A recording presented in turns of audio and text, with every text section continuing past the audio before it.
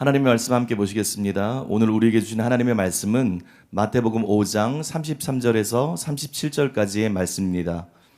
마태복음 5장 33절에서 37절까지의 말씀을 한 절씩 교독하고 마지막 절은 다 같이 읽겠습니다. 또 옛사람에게 말한 바 헛맹세를 하지 말고 내 맹세한 것을 주께 지키라 하였다는 것을 너희가 들었으나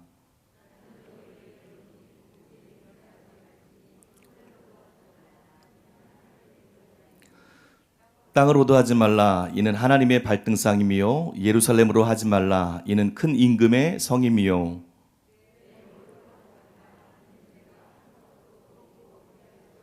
다 같이 읽겠습니다. 오직 너희 말은 옳다 옳다 아니라 아니라 하라. 이에서 지나는 것은 악으로부터 나느니라. 아멘. 이제 담임 목사님께서 나오셔서 거짓말은 마귀에게 속한 자들의 표시입니다 라는 제목으로 말씀 선포해 주시겠습니다.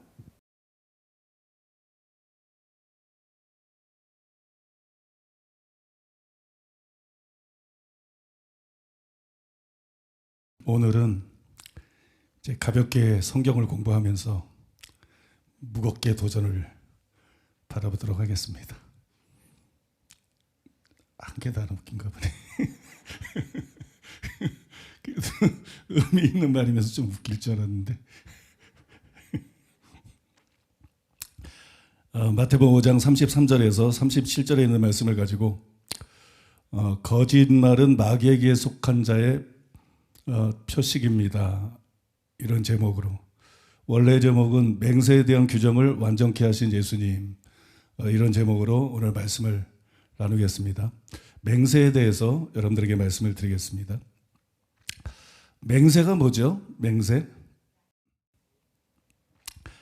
국어사전에 보니까는 일정한 약속이나 목표를 꼭 실천하겠다고 다짐함, 이렇게 정의했더라고요. 근데 이 정의는 성경에 나오는 맹세의 정의로는 너무 약한 것이에요. 왜 약하냐 그러면 성경의 맹세는 하나님의 이름으로 하는 것입니다. 그냥 뭐 나는 진짜다, 진실이다 이게 아니고 성경의 맹세는 하나님의 이름으로 하는 거예요. 그래서 본래퍼는 맹세에 대해서 이렇게 정의를 했는데요. 맹세란 도대체 무엇인가? 맹세는 다름이 아니라 지난 일에 대하여서나 현재 또는 미래에 대하여 자신을 주장할 때 신을 증인처럼 불러내는 일이다. 하나님을 증인처럼 불러내는 일이다. 전지하신 신이 거짓을 보복하라는 것이다. 그렇게 정의를 했어요. 아더 핑크도 맹세를 이와 유사하게 정의를 했는데, 맹세의 본질에 대해서 살펴보자. 맹세는 진리의 증인과 거짓말의 복수자이신 하나님을 부름으로써 의심스러운 일들에 대하여 종교적이고 필연적인 확정을 하는 것이다. 말이 좀 어렵게 말을 했습니다만 그렇게 정의를 했습니다. 아더 핑크는 또 맹세에 대해서 이렇게 설명을 했어요. 너는 내 하나님 여호와의 이름을 망령되게 부르지 말라. 여호와는 그의 이름을 망령되게 부르는 자를 죄 없다 하지 아니하리라. 여기에 맹세에 관한 본래적이고 근본적인 율법이 있으며 우리는 이것을 내 하나님 여호와를 경외하며 그를 섬기며 그의 이름으로 맹세할 것이니라는 말씀과 연결시켜 볼 수 있다. 그러므로 맹세는 여호와라는 두려운 이름에 호소하는 것이었으며, 이것은 맹세하는 자의 이 두려워하는 마음으로 하나님의 임재를 의식하고 지존자를 인식하고도록 각성시킴으로써 그 맹세의 신성함과 능력을 부여해 주었다. 그러므로 어떤 사람이 이렇게 맹세했을 때에는 여호와께서 그의 이름을 망령되이 일컫는 자를 죄 없다 하지 아니하리라는 엄숙한 경고가 있는 것이다. 이제 맹세가 뭔지 여러분들이 이해가 되셨을 거예요. 그 다음에 여러분들이 생각하는 것보다 맹세가 훨씬 무서운 거구나. 맹세라는 것이 훨씬 엄숙하고 반드시 지켜야 되는 것이구나. 그걸 여러분들이 인지하셨을 거예요. 그러면 이것을 염두에 두고 맹세에 대해서 예수님은 과연 어떻게 가르치셨는가, 그것에 대해서 여러분과 함께 상고해 보도록 하겠습니다. 첫 번째로 따라해 보겠습니다. 맹세에 대한 유대교의 왜곡. 본문 33절에 보니까는 또 옛사람에게 말한 바 헛맹세를 하지 말고 내 맹세한 것을 주께 지키라 하였다는 것을 너희가 들었으나, 이렇게 기록되어 있습니다. 이것은 구약을 정확하게 인용한 것은 아니죠. 맹세에 대한 구약의 가르침들을 요약한 것이에요. 먼저 헛맹세를 하지 말라, 이렇게 말을 했는데 이거는 레위기 19장 12절을 반영한 것입니다. 거기에 보면 너희는 내 이름으로 거짓 맹세함으로 내 하나님의 이름을 욕되게 하지 말라. 나는 여호와니라. 왜 거짓 맹세를 하면 하나님의 이름을 욕되게 하는 거죠? 맹세는 하나님의 이름으로 하는 것이기 때문에. 맹세는 하나님을 정인으로 하나님을 걸고 맹세하는 것이기 때문에 거짓 맹세를 하면 하나님을 욕되게 하는 것이. 그래서 맹세는 단순히 거짓말이 아니고 약속을 안 지키는 것이 아니고 거짓 맹세는 하나님 앞에 무서운 죄가 되는 것이에요. 또 출애굽기 20장 7절도 염두에 둔 말일 것입니다. 너는 내 하나님 여호와의 이름을 망령되게 부르지 말라. 여호와는 그의 이름을 망령되게 부르는 자를 죄 없다 하지 아니하리라. 거짓 맹세를 위해서 하나님의 이름을 부른다면, 거짓 맹세를 하기 위해서 하나님의 이름으로 맹세해서 그 거짓을 다른 사람들에게 믿게 하려고 한다면, 이거는 여러분 망령되게 하나님의 이름을 부르는 것이, 망령되게 하나님을 부르는 것이고, 살아계신 하나님이 그런 사람들을 죄 없다고 하지 않습니다. 반드시 그것은 심판을 받게 되어 있습니다. 다음으로 내 맹세한 것을 주께 지키라, 이런 표현이 연이어서 나오죠. 이 내 맹세한 것을 주께 지키라는 표현은 다음 구절들에서 가르침을 취한 것입니다. 민수기 30장 2절 사람이 여호와께 서원하였거나 결심하고 서약하였으면 깨트리지 말고 그가 입으로 말한 대로 다 이행할 것이니라. 신명기 23장 21절 내 하나님 여호와께 서원하거든 갚기를 더디하지 말라. 내 하나님 여호와께서 반드시 그것을 내게 요구하시리니 더디면 그것이 내게 죄가 될 것이라. 시편 50편 14절 지존하신 이에게 내 서원을 갚으며 전도서 5장 4절 내가 하나님께 서원하였거든 갚기를 더디게 하지 말라. 하나님은 우매한 자들을 기뻐하지 아니하시나니 서원한 것을 갚으라. 이렇게 말씀하고 있어요. 이 모든 것을 요약해서 내 맹세한 것을 주께 지키라. 이렇게 표현을 한 것이에요. 구약시대에는 맹세를 기정사실로 받아들였습니다. 맹세가 절대로 금지된 것도 아니었고 이상한 것도 아니었고 희귀한 게 아니라 흔히 볼 수 있는 거예요. 맹세는 기정사실로 여겨졌고 때로는 맹세가 명령되기도 했어요. 하나님의 사람들이 그에게 맹세를 요구하기도 했어요. 그의 진실성을 확인하기 위해서 맹세가 요구되기도 했습니다. 구약시대 때는 다만 거짓 맹세만 금지가 되었어요. 맹세가 금지된 것이 아니라 오로지 거짓 맹세만 금지가 되었습니다. 그러므로 헛맹세를 하지 말고 내 맹세한 것을 주께 지키라. 이 가르침에 문제가 없어 보이지 않나요? 이 유대교의 가르침을 요약한 거거든요. 그러니까 헛맹세를 하지 말고 내 맹세한 것을 주께 지키라. 이 말에는 전혀 문제가 없어 보입니다. 저는 실제로 이 말 안에 문제가 없다고 생각해요. 왜냐하면 우리는 지금 유대교의 가르침에 반하는 것을 계속 말하고 있기 때문에 요거를 유대인의 가르침이라고 자꾸 착각하는데 제가 볼 때에는 유대인의 가르침이 아니고 앞에서 설명해 드린 대로 성경의 맹세에 대한 가르침을 그렇게 두 가지로 요약을 한 거로 보입니다. 그래 두 가지로 요약한 것으로 보이기 때문에 거기에는 아무 문제도 없는 것 같아요. 물론 로이드 존지의 생각은 다릅니다. 로이드 존지는 방금 소개한 두 문장으로 설명한 이와 일치하는 정확한 표현이 구약 성경 어디에도 없죠. 똑같이 기록된 것은 없어요. 그래서 주님이 바리새인들이 율법을 왜곡한 것을 다루고 있다. 그렇게 생각을 합니다. 그러나 여기서 주님이 그럼 구체적으로 문제 삼고 있는 게 뭐냐? 사소한 문제에서도 맹세하는 경향에 대해서 문제를 삼고 있다. 그러니까 맹세는 원래 구약시대 때 허용이 된 것이고 거짓 맹세를 하지 않으면 되는 것인데 너무 사소하게 맹세할 만한 일이 아닌데도 습관적으로 맹세를 남발한다는 거예요. 그렇게 맹세를 남발하는 것을 예수님께서 지금 문제를 삼고 있고 그것이 바로 구약의 맹세에 대한 유대교의 잘못된 가르침이었다. 그렇게 주장하는 것입니다. 아더 핑크도 같은 견해를 갖고 있어요. 그러나 이것은 제가 볼 때 단지 추측이에요. 단지 추측일 뿐이지 확실한 증거가 없어요. 예수님께서 지금 그걸 문제 삼고 있다는 증거가 본문 안에 없기 때문에 그래서 맹세에 대한 유대교의 왜곡은 로이드 존지가 생각한 뭐 사소한 일에도 남발하고 맹세하는 거 이런 것이 아니라 예수님이 금지하고 계신 맹세가 나와 있는 34절이야 36절에 실제로 유대교가 맹세에 대해서 어떻게 잘못 가르쳤는지 그들의 그 잘못된 가르침에 대한 구체적인 신뢰가 나타나 있다고 저는 생각을 합니다. 거기 보면 이렇게 기록되어 있어요. 나는 너에게 이르노니 도무지 맹세할지 말지니 하늘로도 하지 말라 이는 하나님의 보좌이며 땅으로도 하지 말라 이는 하나님의 발등상이며 예루살렘으로도 하지 말라 이는 큰 임금의 성이며 내 머리로도 하지 말라 이는 내가 한터럭도 쉬고 검게 할 수 없음이라 그렇게 말씀했어요. 저는 이 구절이 바로 유대교가 맹세를 어떻게 잘못 가르쳤는지 그걸 보여준다고 생각해요. 그러니까 하나님으로 맹세하지 않으면 구약 성경에 보면 하나님의 이름으로 맹세하는 거잖아요. 근데 여기 다른 게 나오잖아요. 하나님으로 맹세하지 않으면 뭐 하늘로 맹세하면 땅으로 맹세하면 예루살렘으로 맹세하거나 내 머리로 맹세하면 그런 건 그렇게 중요한 것이 아니다.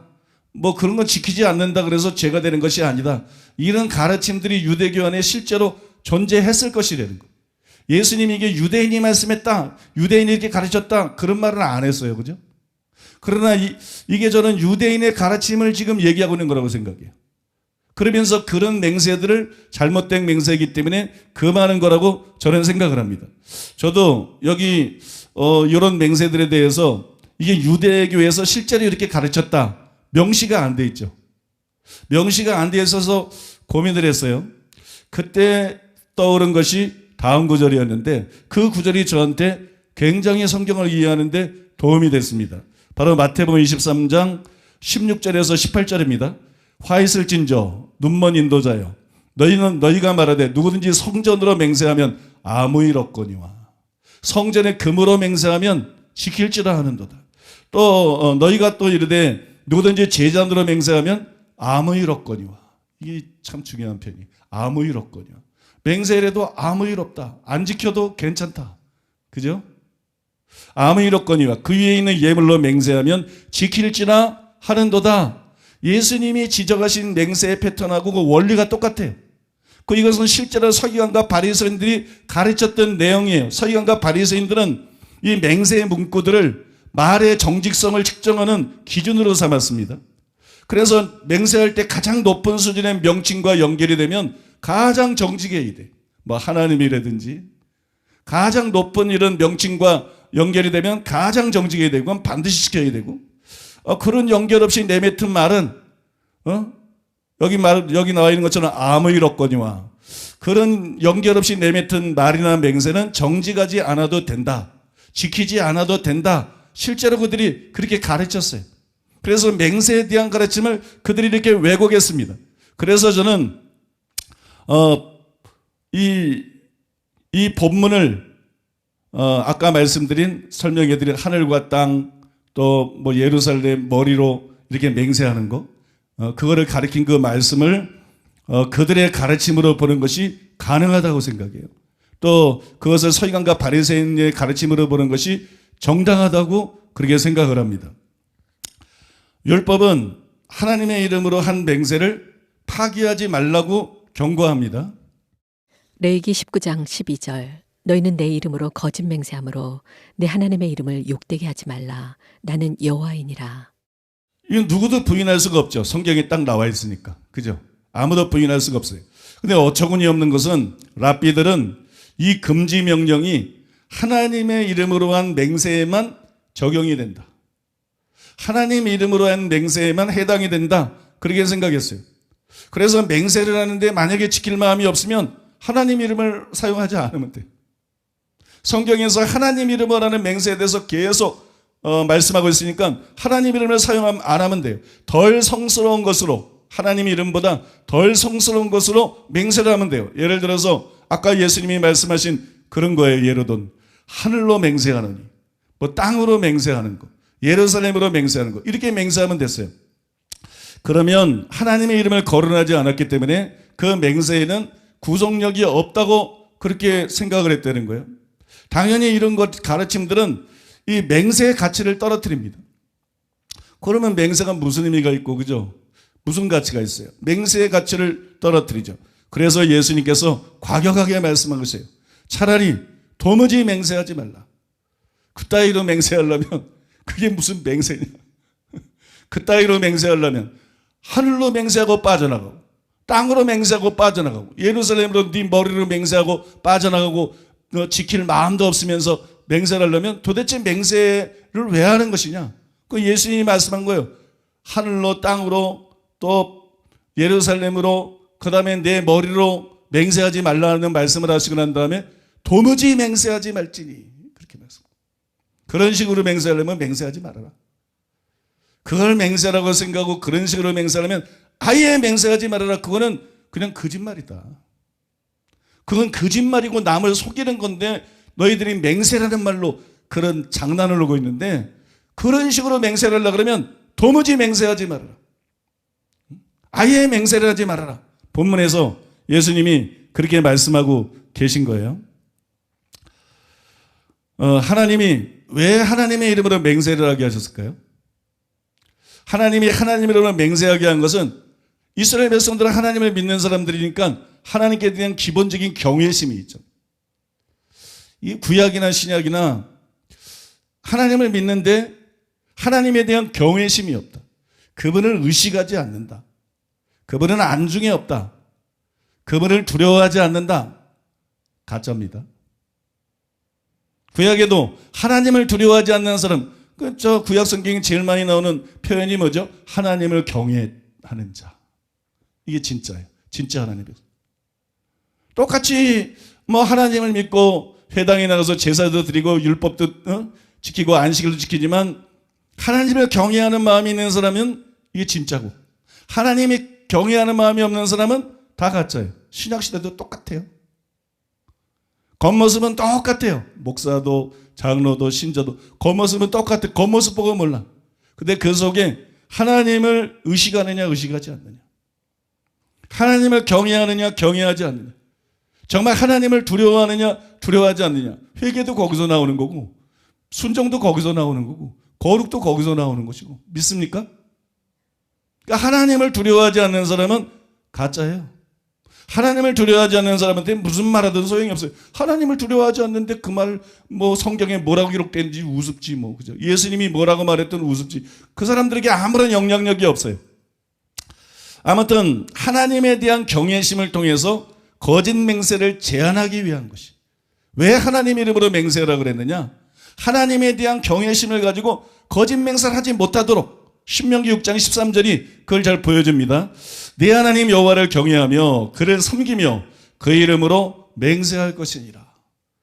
하나님을 경외하는 게 먼저예요. 맹세가 먼저가 아니라. 그러니까 맹세를 어떻게 하라는 거예요? 하나님을 경외하는 마음으로 그 이름으로 하라는 거예요. 그러니까 하나님을 경외하는 마음으로 그 이름으로 맹세할 때 거짓을 할 수 없죠. 지키지 않으려고 그러는데 그렇게 맹세할 수 없죠. 그러니까 하나님의 목적은 이것이었어요. 근데 여러분 이미 소개해드린 이런 유대교의 가르침은 맹세가 진행해야 될 이런 경외심을 제거해버린 거예요. 맹세에서 이런 경외심을 제거해버리면 그건 맹세가 아니죠. 맹세는 믿을 수 있게 하기 위해서 맹세를 하는 것인데 맹세에서 이런 하나님에 대한 경외심이 제거되면 얼마든지 거짓말할 수 있는 것이고 그건 맹세로서의 가치나 효과가 전혀 없는 것이에요. 여러분도 아시겠지만 유대교는 하나님의 이름을 신성하게 여겼습니다. 그래서 다른 이름으로 대체해서 부르는 관습이 있었어요. 랍비들이 이것을 인용한 것입니다. 이것을 이용한 것이에요.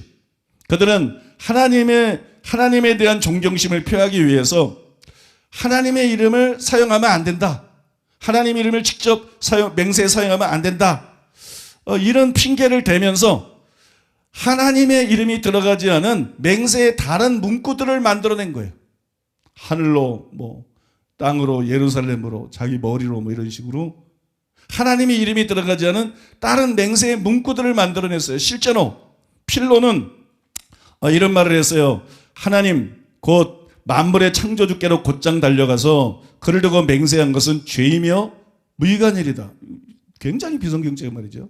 이 유명한 유대교 랍비인데 왜냐하면 구약 성경에는 하나님의 이름으로 맹세하라 그랬거든. 근데 여기서는 하나님 이름으로 맹세하면 그게 죄다 그래요. 하나님이라고 맹세하면 그건 죄는 무익한 일이다. 그러므로 부모나 하늘이나 별들을 두고 맹세하는 것이 타당하다. 이게 유대교의 가르침이에요. 어처구니 없게도 그들은 이런 맹세들은 구속력이 없다고 생각을 한 것이. 이에 대해서 알랭 모티어는 탄식하면서 이렇게 했었습니다. 예수님은 사람들이 구속력 있는 진술이나 합의를 하는 것 같이 보이려고 맹세를 이용하지만 실제 맹세의 말에는 자기가 한 말을 지키지 않아도 되도록 도피수단을 포함시켜 놓는 것에 대해 다루고 계셨다. 맹세는 사실상 진리에 대한 주장을 거짓의 수단으로 이용한 것이었다. 많은 주석가들은 이것이 당시 사람들 간에 널리 퍼져 있는 특성이었다고 말한다. 특히 노을링은 유대인들 사이에 부주의하고 거짓된 선서가 만연되어 있는 것에 대해 써놓은 한 이교 문서를 인용했다. 딱 들어봐도 여러분 이게 궤변 아닙니까? 유대인의 맹세에 대한 가르침은 이거는 궤변이에요. 궤변. 그래서 예수님은 이것을 박살내기를 원하셨어요. 이걸 박살내기 위해서 하나님을 언급하는 문구와 하나님을 언급하지 않는 문구 사이에 아무런 차이가 없다. 하나님의 이름으로 맹세해만 하나님께 맹세한 것이 아니다. 다른 이름으로도 맹세해도 하나님께 맹세한 것이다. 왜 그럴까요? 사람이 아무리 애를 쓸지라도 하나님에 대해서 말하지 않을 수가 없다는 것이. 어떤 의미에서요? 온 세상이 하나님의 것이기 때문에. 세상의 어떤 것에서도 그분을 제거할 수가 없기 때문이에요. 만약에 사람이 하늘로 맹세하면 그건 하나님의 보좌예요. 만약에 사람이 땅으로 맹세하면 그건 하나님의 발등상입니다. 만약에 사람들이 예루살렘으로 맹세하면 그건 하나님의 위대한 성이에요. 결과적으로 하나님으로 맹세하는 것과 마찬가지라는 거예요. 하나님의 이름을 사용하지 않아도 유대인들에게 의미 있는, 유대인들은 더 그랬죠. 그 종교가 유대교니까 국가적으로. 그 유대인들에게 의미 있는 이런 것들을 가지고 맹세를 할 때 그거는 하나님하고 분리되는 게 아니라는 거예요. 결국 하나님과 연관되는 것이기 때문에 하나님으로 맹세하는 것과 마찬가지라는 거예요. 그래서 하나님의 이름을 뺀 맹세의 문구로 맹세의 책임을 회피할 수는 없다는 거예요. 그 지켜야 되는 절대적인 책임을 벗어날 수가 없다는 것입니다.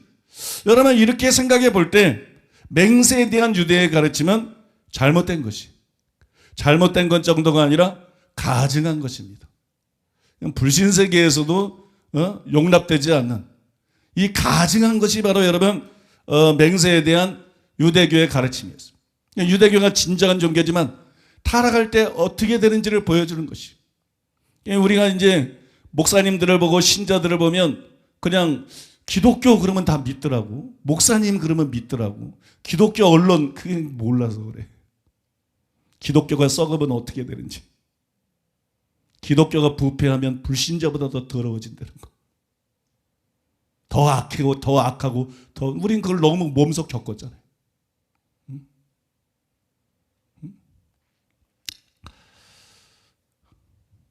근데 여러분 우리가 이제 예수님께서 유대교의 맹세의 문구들에 대해서 쭉 말씀을 하셨는데 그 다음에 그걸 지적을 하셨는데 그 문구 중에 마지막 문구가 굉장히 이해하기가 어렵습니다. 아마 여러분 오늘 본문 읽으면서 궁금하게 여긴 분들이 굉장히 많을 거예요. 그 마지막 문구가 뭐라고 나와 있냐면 네 머리로도 하지 말라. 맹세에 대한 얘기인데 네 머리로도 하지 말라. 이는 내가 한터럭도 쉬고 검게 할 수 없습니다. 이거 갑자기 무슨 말이지? 하늘 하나님의 보좌, 땅 하나님의 발등상. 답이 딱딱 나오잖아. 예루살렘 하나님의 성. 근데 네 머리 갑자기 이제 물음표 떠오르죠, 그죠? 그럼 머리털을 뭐 시기하고 검고 이 갑자기 무슨 얘기인가 이해가 잘 안 가죠. 앞에 세 가지 맹세 문구보다 이게 굉장히 이해하기가 어려워요. 저도 궁금하게 여기던 부분이라서 주석들을 다 읽어봤는데 어떤 주석도 여기에 대한 속 시원한 명확한 해석을 한 것이 없고 뭐 이제 우리나라 유명한 강해설교자들은 그냥 건너뜁니다. 그 사람들이 주특기입니다. 우리나라 유명한 강해설교자들은 성경 어려운 거는 다 건너뛰고 아는 것만 갖고 강해설교에. 그래서 뭐 그런 책들은 보면 전혀 도움이 안 돼. 아무것도 안 써놨으니까 거기에 대해서. 참 넓이뛰기 잘해. 그런데 여러분 아니 이게 뭐 어떤 주석을 봐도 이게 시원한 답이 없는 거예요. 그리고 저도 묵상해봤지만 이게 도대체 이 무슨 얘기인지를 모르겠어. 무슨 얘기인지를. 앞에 세 가지는 그 맹세 문구에 예수님이 부언한 것을 읽으면 곧 이해가 돼요. 왜 땅으로 맹세하면, 하늘로 맹세하면 안 된다 그런지. 하나님의 보좌이기 때문이다. 역시 하나님과 연결, 하나님의 이름이 하나님과 연결되는 것처럼 하늘도 하나님과 연결된다. 땅도 하나님과 연결된다. 보좌도 하나님과 연결된다. 그거 아니에요? 그러니까 하나님의 이름으로 맹세하는 거하고 별 차이가 없다. 그냥 읽어보면 그냥 이해가 돼요. 왜 그렇게 맹세한다고 해서 그러므로 빠져나갈 수가 없는지 납득이 되거든요. 그러나 이는 내가 한터럭도 쉬고 검게 할 수 없습니다. 이게 예수님께서 머리로 맹세하면 안 되는 이유를 말씀한 거거든요. 왜 머리로 맹세하면 안 되느냐? 이는 내가 한터럭도 쉬고 검게 할 수 없습니다. 아이, 참 알쏭달쏭하잖아요. 이 말 가지고 여러분 왜 머리로 맹세하면 안 되는지 딱 개념이 와닿습니까? 이해가 안 되잖아요. 그죠? 제가 이 말씀 가지고 씨름을 억지로 했네요. 이게 도대체 무슨 말이야? 저는 또 강해 설교자들 같은 넓이뛰기 하는 재주가 없어. 저는 궁금하면 끝장을 봐야 돼. 저는 궁금하면 끝장을 봐야 되기 때문에 이거 가지고 여러분 씨름을 하고 연구를 많이 했어요. 과연 예수님의 이 말씀은 어떤 의미일까요? 두 가지로 설명해 드릴 수 있습니다. 두 가지로 정리해서 설명해 드리는데, 먼저 유대인들은 하나님으로 맹세하면 반드시 지켜야 된다, 그렇게 생각했죠. 그러나 하늘과 땅 예루살렘으로 맹세하면 하나님으로 맹세한 것이 아니기 때문에 꼭 지켜야 되는 것은 아니다, 이렇게 잘못 알고 있었어요. 근데 예수님이 오셔가지고 하늘은 하나님의 보좌다, 땅은 그분의 발등상이다, 예루살렘은 그분의 성이다, 그래서 그런 맹세들도 하나님 이름으로 맹세하는 것과 같다, 그래서 그런 문구로 빠져나갈 수는 없다, 예수님께서 그렇게 가르치고 계셔요.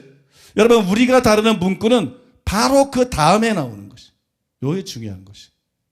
우리가 다루는 문구는 바로 이 다음에 나오는 것이에요. 그래서 우리는 내 머리로도 하지 말라, 이런 내가 한터럭도 쉬고 검게 할 수 없습니다, 이 말씀을 어떻게 해석해야 되는지 기준을 발견할 수가 있는 겁니다. 이 말씀을 우리가 어떻게 이해해야 되나, 이 말씀을 우리가 어떻게 해석해야 되나, 그 기준이 여기서 나오는 것인데 하나님과 연관지어서 해석해야 된다. 그 기준이 나오는, 그 힌트가 거기서 나오는 거예요. 어떻게 해석해야 되는지. 하늘, 땅, 예루살렘 전부 하나님이잖아, 그죠? 하나님의 보좌, 하나님의 발등상, 하나님의 성, 그죠? 그 다음에 이 표현이 나온다고요. 그러면 사람의 머리를 해석할 때 머리만 생각하면 안 된다, 그러면 해석 안 나오게 돼 있어요. 이걸 어떻게 해석해야 되냐? 야, 이것도 하나님과 관계가 있는 거구나. 이 머리가 하나님하고 관계가 있어요. 믿습니까?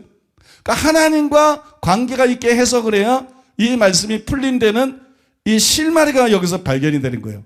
단서나 힌트 같은 게 나오는 거죠. 다음으로 이제 그 힌트를 가지고 우리가 실제 해석에 들어가 보면 우리가 알아야 될 것은, 머리로 맹세하는 것은 자기 목숨으로 맹세하는 것을 뜻하는 것이에요. 내 머리를 건다 그래, 목숨을 건다는 뜻 아니에요? 그래서 내 머리로 맹세한다는 것은 자기 목숨으로 맹세하는 것, 즉 목숨을 걸고 맹세하는 것을 뜻하는 거예요. 헤르멘 리델보스가 그것을 잘 지적을 했는데, 어떤 사람이 자기의 머리로 맹세할 경우 그는 만일 그가 진리를 말하지 않는다면 자기의 머리, 즉 목숨을 주겠노라고 선언하는 것이었다, 그렇게 했었어요. 우리는 머리하면 제일 먼저 지식, 지혜 이런 걸 떠올린다, 그죠? 그러니까 해석을 못하는 거예요. 우리는 머리하면 지혜, 지식 이런 걸 떠올려요. 그래서 그런 머리에 대한 통념을 갖고 있는데 갑자기 머리털 얘기는 왜 하지? 지혜나 지식은 이 뇌하고 관계된 것인데 갑자기 머리털이 뭐 지능이 있는 게 아닌데 갑자기 머리털 얘기는 왜 하지? 머리털을 왜 쉬고, 이 도대체 무슨 얘기지? 머리털을 왜 쉬게 하고 검게 하고, 막 혼란이 일어나는 거예요. 그러나 여기서 머리는 목숨을 뜻하는 것이, 그래서 머리털이 언급이 되어 있는 거예요. 목숨은 또 머리털하고 무슨 상관이 있지? 있죠. 목숨은 머리털하고 상관이 없는 것 같아도 목숨은 머리털하고 밀접한 관계가 있습니다. 여러분, 이것 자체가, 머리털에 대해서 언급한다는 것 자체가 머리를 목숨으로 해석해야 맞다는 것을 보여주는 증거가 되는 거예요. 하나의 증거가 되는 것입니다. 자, 우리가 하나님의 이름이 아니라 머리로 맹세를 해도 책임을 피할 수가 없어요. 그러면 왜 책임을 피할 수가 없어요?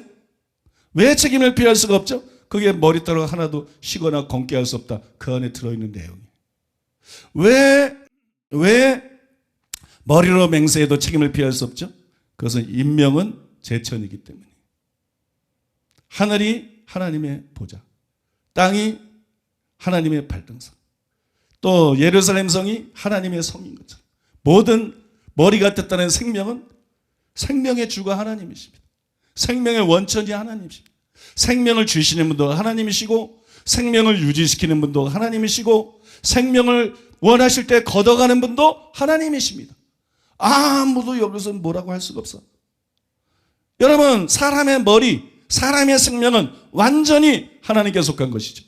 사무엘상 2장 6절에 보니까는 여호와는 죽이기도 하시며 살리기도 하시고, 우리가 누굴 죽이면 살인이에요.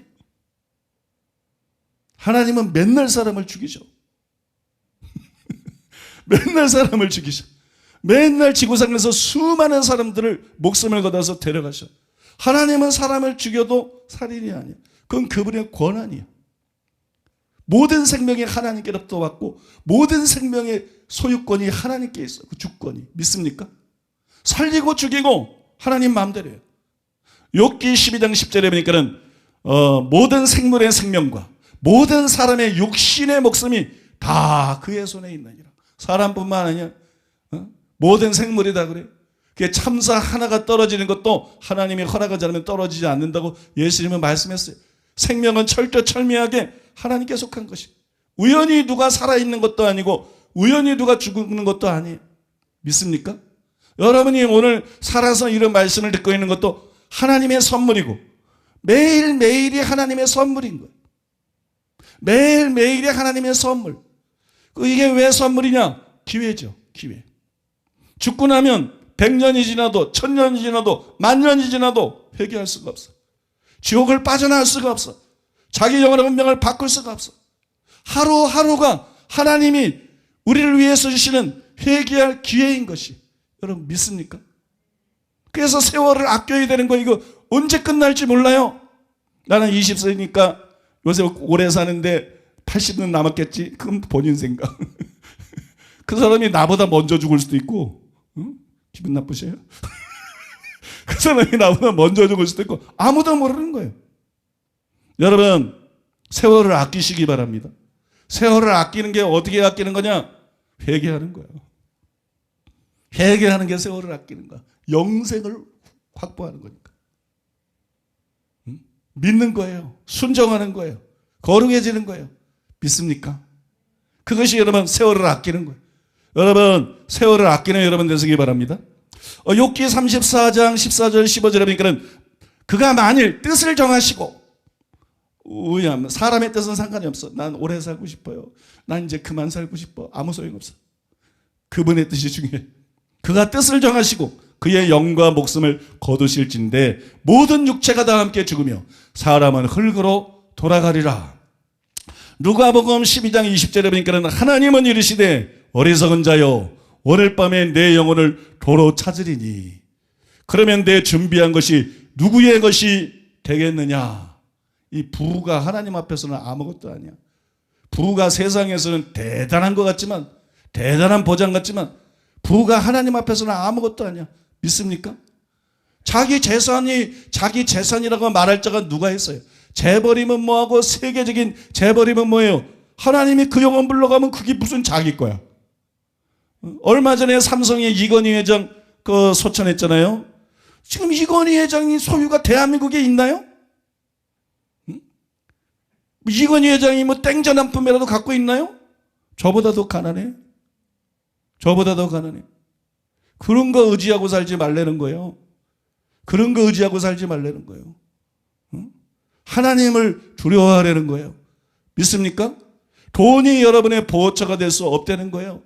그런 착지 현상을 일으키고 있을 뿐이라는 거예요. 피난처는 하나님뿐이라는 거예요. 피난처는 하나님뿐이다. 우리에게 산성은 하나님뿐이다. 여러분 믿습니까? 그 하나님을 두려워하고 그 하나님을 경외하고 그 하나님께 순종하는 자를 하나님이 눈동자같이 살피시며 보호해 주시는 것입니다. 아무튼 제가 몇 가지 성경 구절들을 인용했는데요. 사람의 목숨은 하나님의 것이, 그래서 목숨으로 맹세를 해도 하나님하고 무관한 것일 수가 없지요. 하나님으로는 맹세하는 것과 마찬가지예요.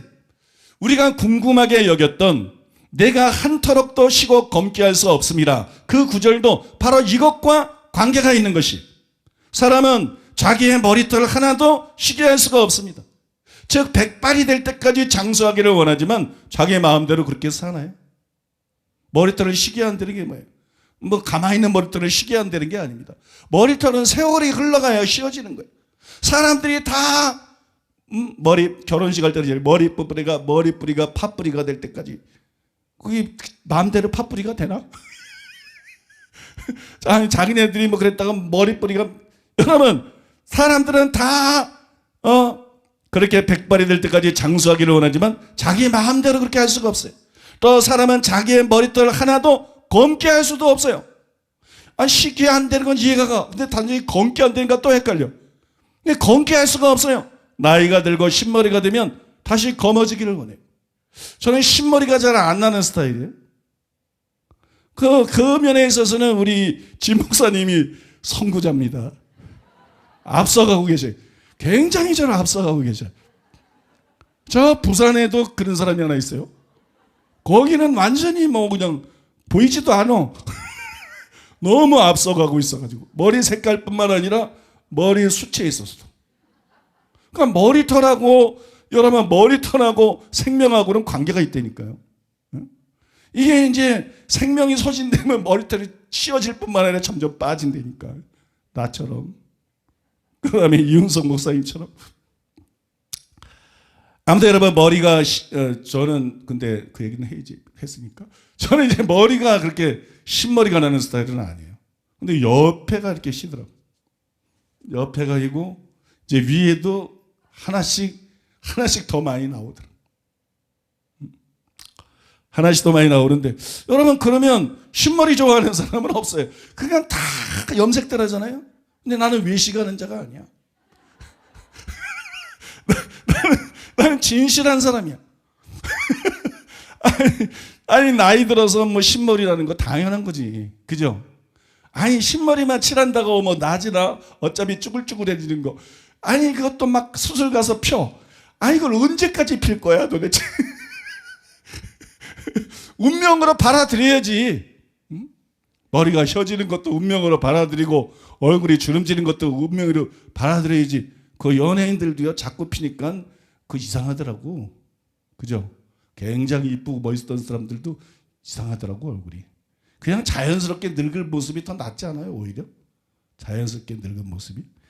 아닌데 어느 정도 하는 건 또 괜찮아. 각자 취향이니까. 그러나 거기에 대해서는 제가 뭐 말할 거 없지만 아무튼 저는 그렇게 생각해요. 저는 아무튼 머리가 이제 흰머리가 되면 다시 검어지기를 원해요. 바꿔 말해서 젊어지기 원하고 오래 살기 원합니다. 다 그렇지 않나요? 그죠? 사람 마음이 다 그래요. 그러나 누구도 원한다고 해서 그렇게 오래 살 수는 없는 거죠. 다시 검어지지도 않고 다시 젊어지지도 않고 오래 살 수도 없는 것이죠. 왜냐하면 죽고 사는 것은 오직 하나님께 달렸다. 이게 내 생명이 내 생명인 것 같아도 죽고 사는 것은 오직 하나님께 달렸어요.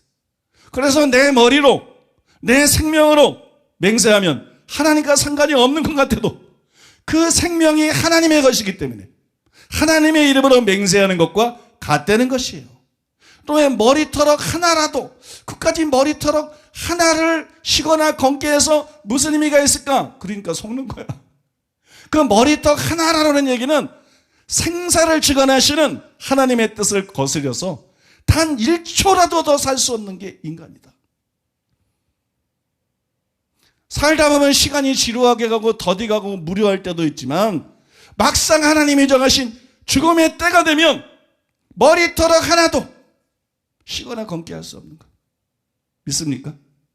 하나님의 뜻을 거스려서 단 1초도 이 땅에도 살 수 없는 게 바로 인생인 것이. 그만큼 생명은 우리에게 전혀 지분이 없는 거야. 하나님께서 완벽하게 주권을 갖고 계신 거야. 그래서 생명을 주시고 때가 되면 하나님께서 가차없이 취하시는 것이기 때문에 이렇게 생명이 온전히 하나님께 속한 것을 볼 때 여러분 머리로 맹세하는 것 역시 하나님의 이름으로 맹세하는 것과 똑같은 것이고 하나님의 생명으로 맹세하는 거니까 믿습니까? 그러니까 머리로 맹세했으니까 괜찮아. 이거는 궤변이고 말도 안 되는 것이다. 반드시 지켜야 되는 것이다. 그거고요. 맹세와 따름없이 상관없이도 이게 우리에게 신금을 울리고 많은 교훈을 주죠. 예? 많은 교훈을 줍니다. 지난주 산행일기 올렸잖아요. 한경직 목사님 우거처. 우리나라를 한 시대 대표했던 그런 목사님인데 그 우거처. 그걸 보면서 지금 한경직 목사님은 주님 앞에서 어떤 모습일까? 주님은 이분을 어떻게 평가하실까? 사람의 평가는 중요하지 않아. 그리고 사돈 남 얘기할 때가 아니지. 나는 죽으면 내가 지금 죽는다면 하나님 나를 어떻게 평가하실까? 우리 성도들이 나를 뭐라고 생각하든 아무 상관없지. 한국교회가 나를 뭐라고 생각하든 아무 상관없어. 그건 그냥 아주 1초 같은 거야. 1초 같은 거. 아주 경점 같은 거. 저 천국에 가면 영원 무궁 세계가 펼쳐지는데 그 하나님은 나를 어떻게 보실까? 그 하나님은 나를 어떻게 평가하실까? 내가 그분을 만나면 그분은 나에게 뭐라고 말씀하실까? 숙연해지더라고요. 숙연해져. 좀 올라가니까 절간이 나오고 산이 다 그렇지 뭐.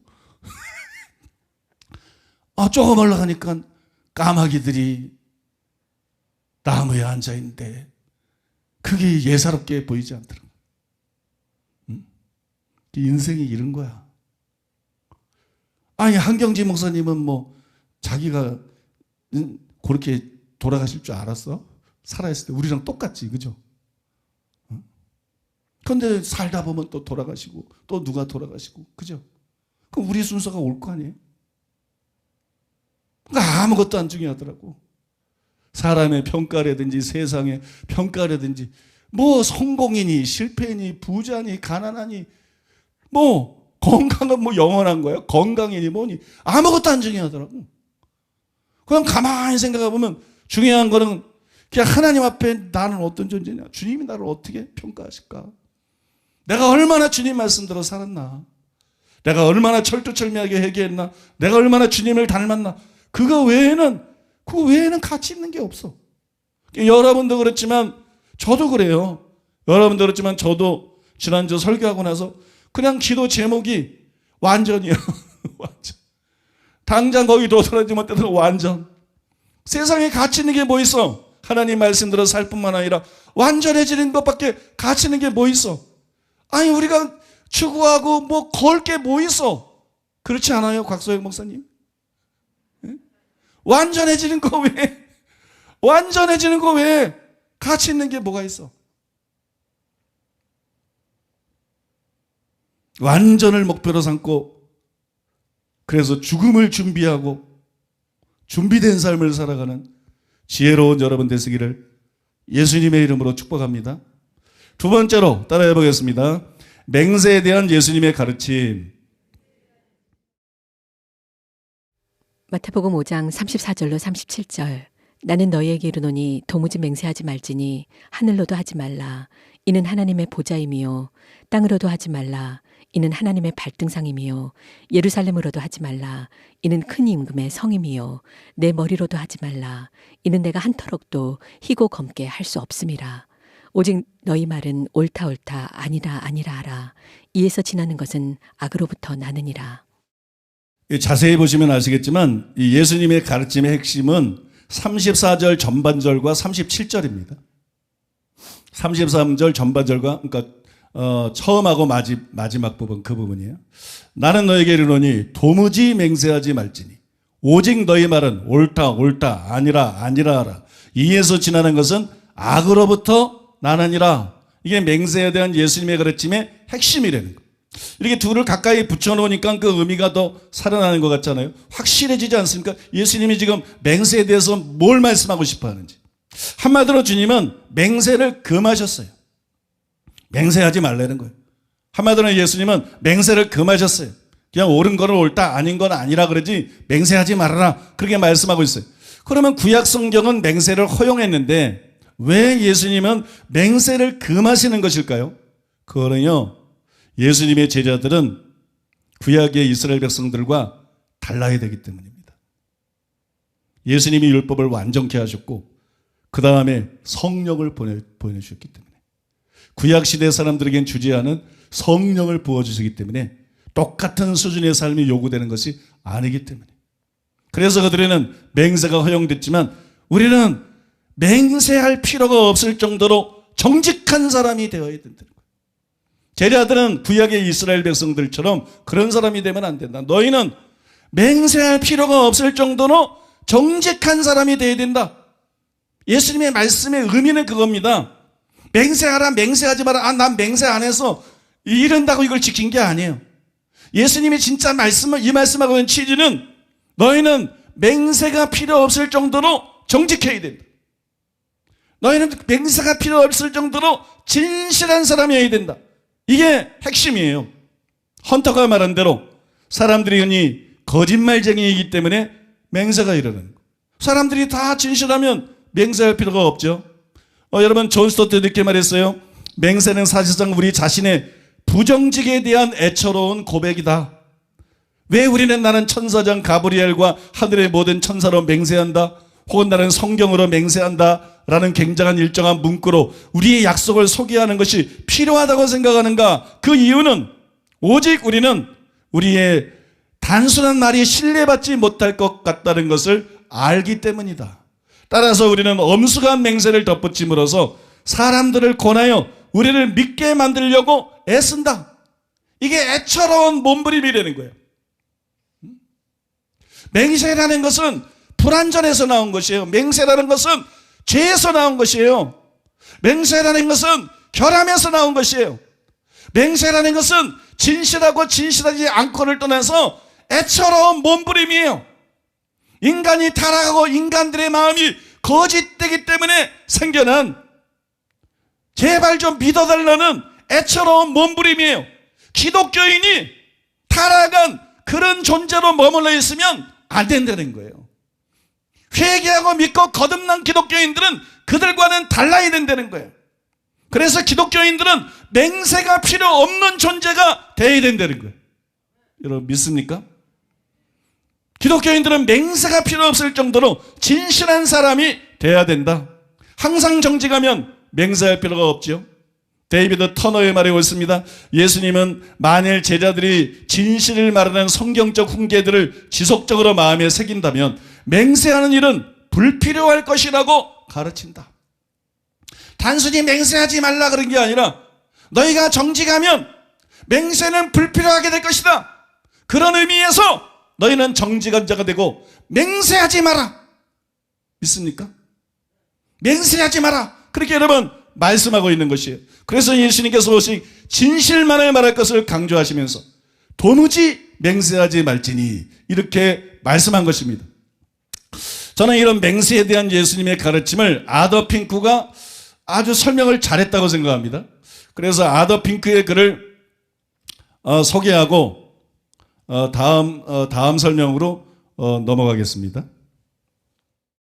그리스도께서는 다음과 같이 말씀하시는 듯하다. 즉 나는 너희가 거짓 맹세하는 것을 금할 뿐만 아니라 일상 대화에서는 전혀 맹세를 하지 말라고 말한다.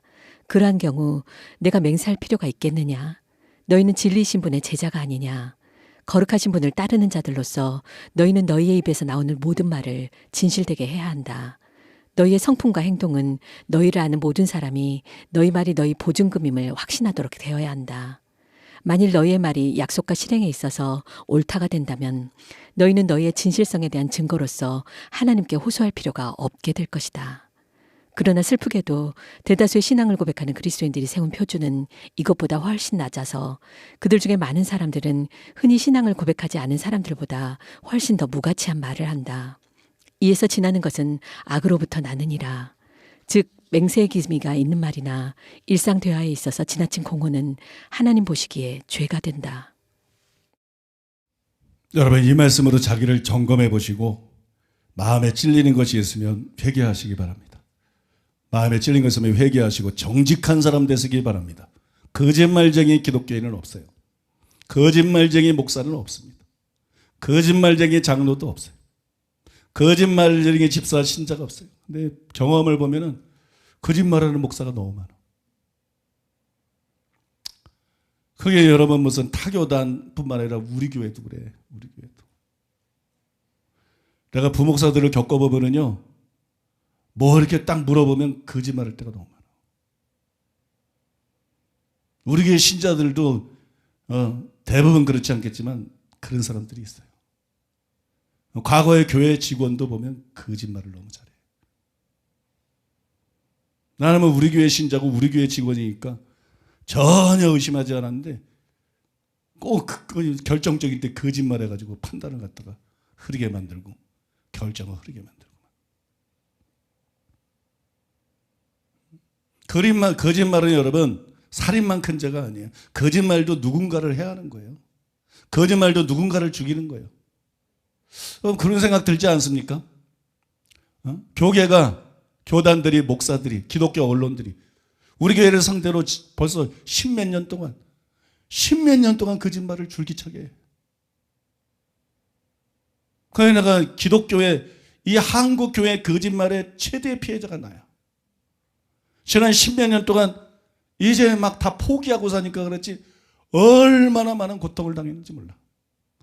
얼마나 많은 고통과 괴로움을 당했는지 이루 말을 다 할 수가 없어.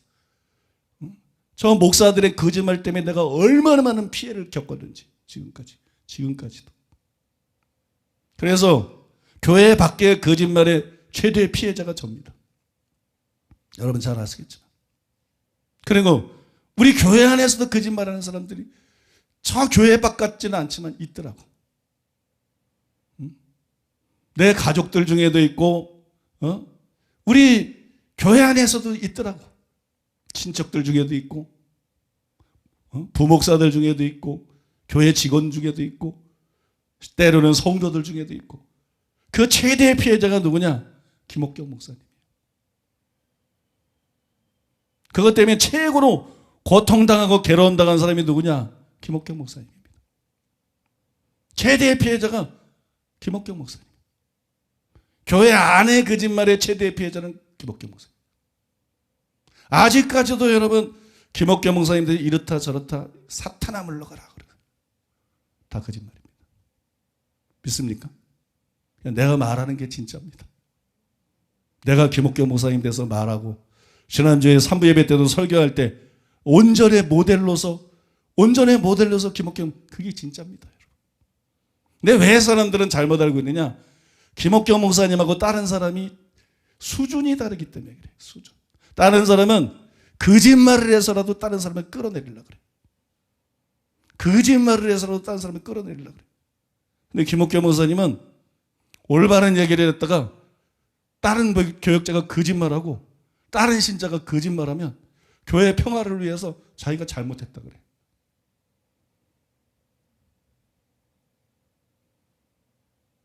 그것 때문에 교회에 해가 될까봐, 그것 때문에 더 많은 성도들이 상처를 받을까봐 자기 상대방이 지금 거짓말하는 걸 다 알고 있는데 방금 전 자기 앞에서 다른 얘기하고 내 앞에서 불려오면 너 나를 의식하는지 막 거짓말을 해. 직원이니 목사들이니 그런 사람들 많아요 여러분. 그러면 따지지 않아요. 따지지 않아. 그냥 자기가 누명을 써버려. 그리고 내가 잘못했다 그래. 그래 나도 많이 속았어. 김옥경 목사님도 거짓말쟁이야. 자기가 잘못 안 했는데도 자기가 잘못했다 그러니까. 옛날에 교회 분란이 있을 때도 그렇고 자기가 잘못 안 했는데도 자기가 잘못했다 그래. 그럼 나는 또 진짜 구른 줄 알지. 그렇게 말하니까.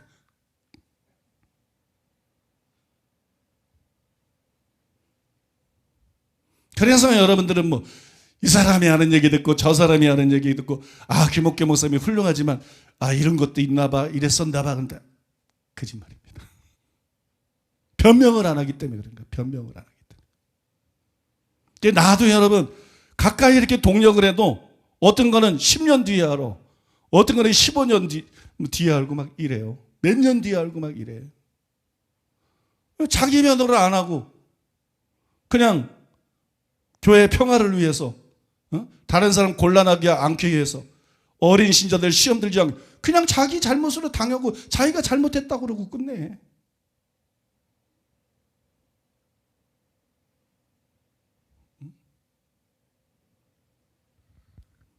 나는 뭐 이렇게 김옥겸 목사님을 개척 초기부터 이렇게 가깝게 지내와서 그 됨됨이를 알기 때문에 믿고 신뢰를 하지만 김옥겸 목사님이 옛날부터 교회에 대해서 자기에 대해서 안 좋게 생각하는 사람들이 많다 뭐 그런 메일도 들으면 난 이해가 안 가더라고. 누가 그래? 누가? 이해가 안 가더라고. 여러분 거짓말하는 거 악한 것입니다.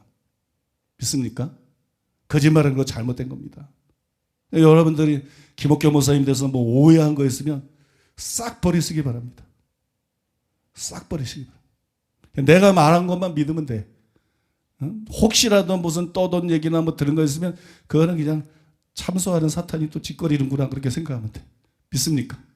누가 제일 잘 알겠어요? 우리 사랑하는 교회에서 김옥겸 목사님을 누가 제일 잘 알겠어요? 신재호 장로님 빼고 내가 제일 잘 알지. 그죠? 동역자로서는 내가 제일 잘 알지. 가까이 그렇게 오랫동안 동역하고 그랬는데 어떤 사람인지 내가 제일 잘 알지. 제가 바보가 아닙니다. 제가 판단하고 제가 말하는 게 맞아요. 제가 판단하고 제가 말하는 게 맞아. 또 나도 거짓말하는 스타일이 아니고. 그러니까 여러분 나온 김에 이런 얘기도 한번 하는 게 좋을 것 같아. 그래서 그냥 혹시 어느 구석에 뭐 어느 일부에라도 이런 게 있다면 그냥 싹 사탄이 뿌려놓은 것들은 싹 처리해버리고 그러고 하나 돼서 나가는 거 좋지 않나요? 안 좋나요? 어디까지 얘기했어요? 예수님 당시 때 한편 예수님 당시 때 그 유대인의 한 종파였던 에세네파는 예수님이 기대하는 수준으로 실제로 정직한 삶을 살았어요.